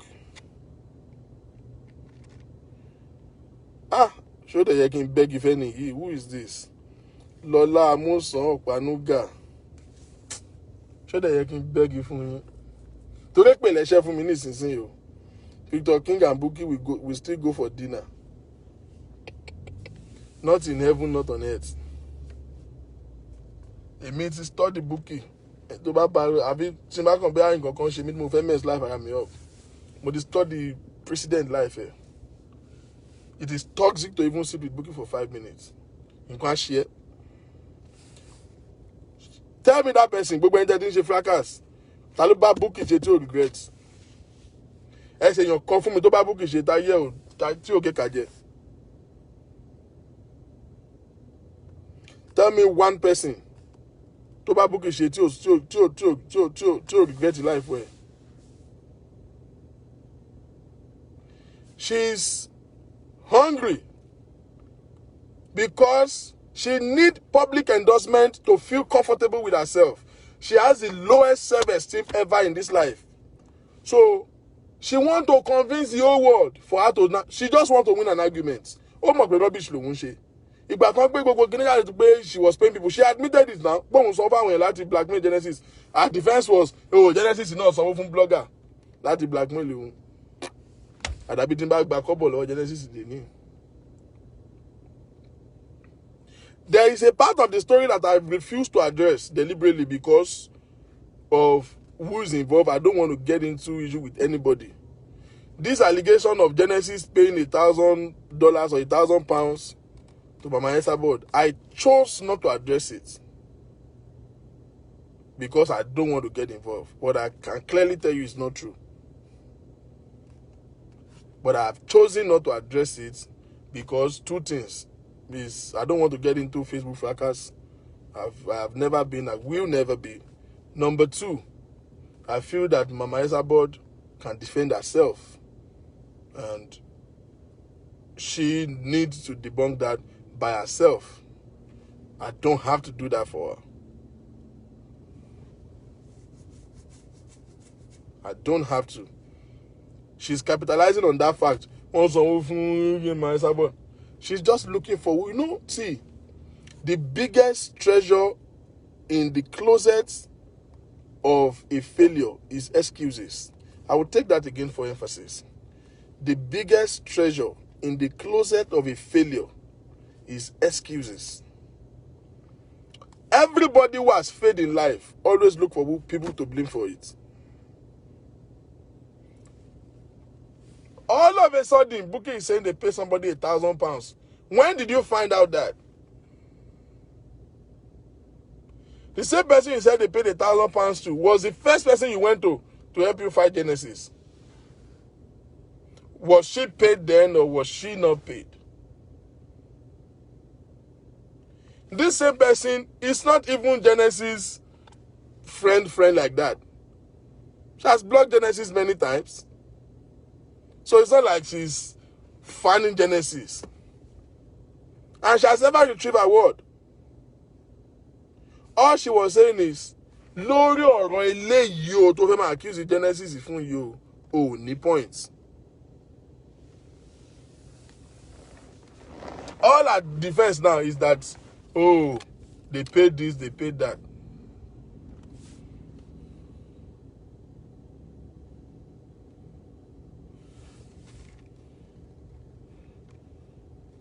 Okay, this is the person. Sorry, is this the Ayinke Ade that Bukky was talking about? I'm reading the comment. I say I'm okay. This is the Ayinke Ade that she was talking about, right? Madam, listen to me. Nobody, the Bible says, who is it that saith a thing and is established if God has not spoken? If I were you, I will take time to begin to thank God, because that girl just challenged God with your life. She has just decided to take a lordship in the place of God in your life. And guess what? The Bible says God will not share his glory with anyone. If I were you, I would be super excited that she made that careless statement. And I will begin to just thank God. And all I will say after thanking God is, Ọlọ́run jẹ́rìí ara ẹ̀. Jẹ́ ká mẹ́ni tó jẹ́ Ọlọ́run nínú wa àti Bukky. Because now, I will join you to challenge God to prove himself. She has challenged God. Ó kọjú ìjà sọ́lọ́run ni. Because fruitfulness and childbearing is not in the custody of man. The Bible says children are the heritage of the Lord. So if somebody will stand and talk and mock anybody for childbearing, he actually did not insult you, he insulted God. And God will show up on your behalf and prove to her who is God. Let's see. If God be God, hear me. I am getting spiritually frustrated.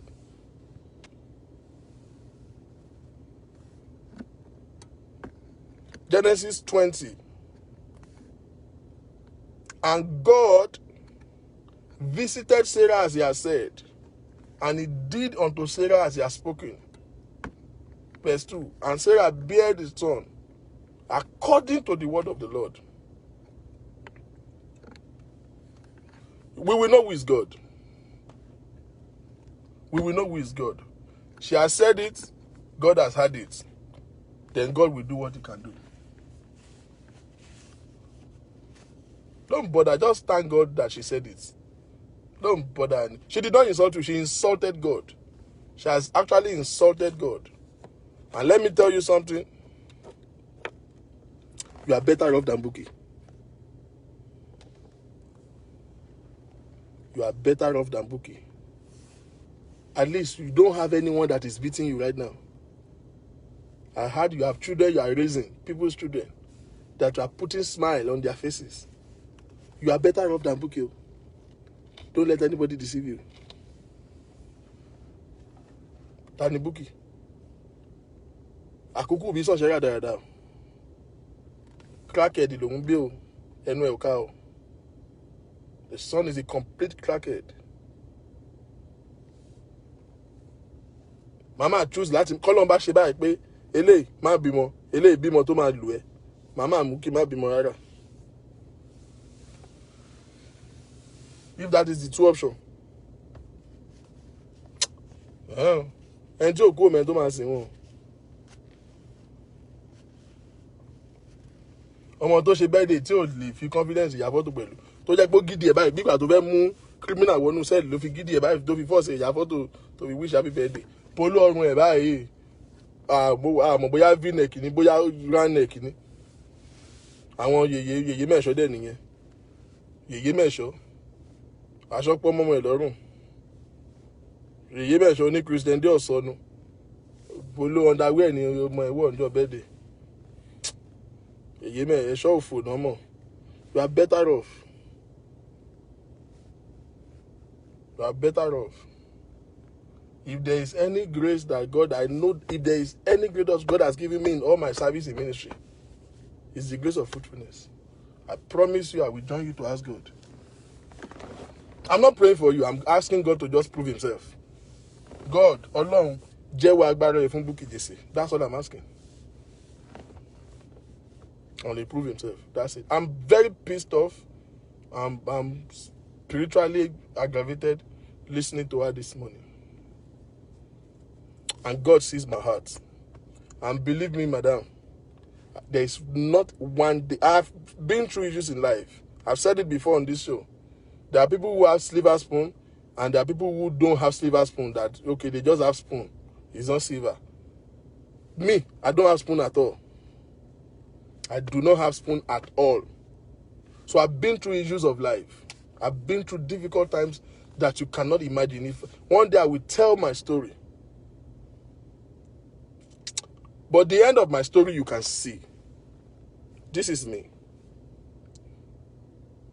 I'm living a very beautiful life right now. One hand that is very big and very long. One hand that worked valiantly brought me from the bottomless pit and placed me into prominence. One hand, and that is the hand of God.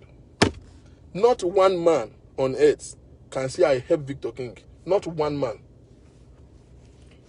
can say, oh, when he had problem, I gave him the, if not for me, not one. God did not share his glory. If there is anything I know for sure, is that I have never asked God for something and he didn't do it. Yours will not be an exception.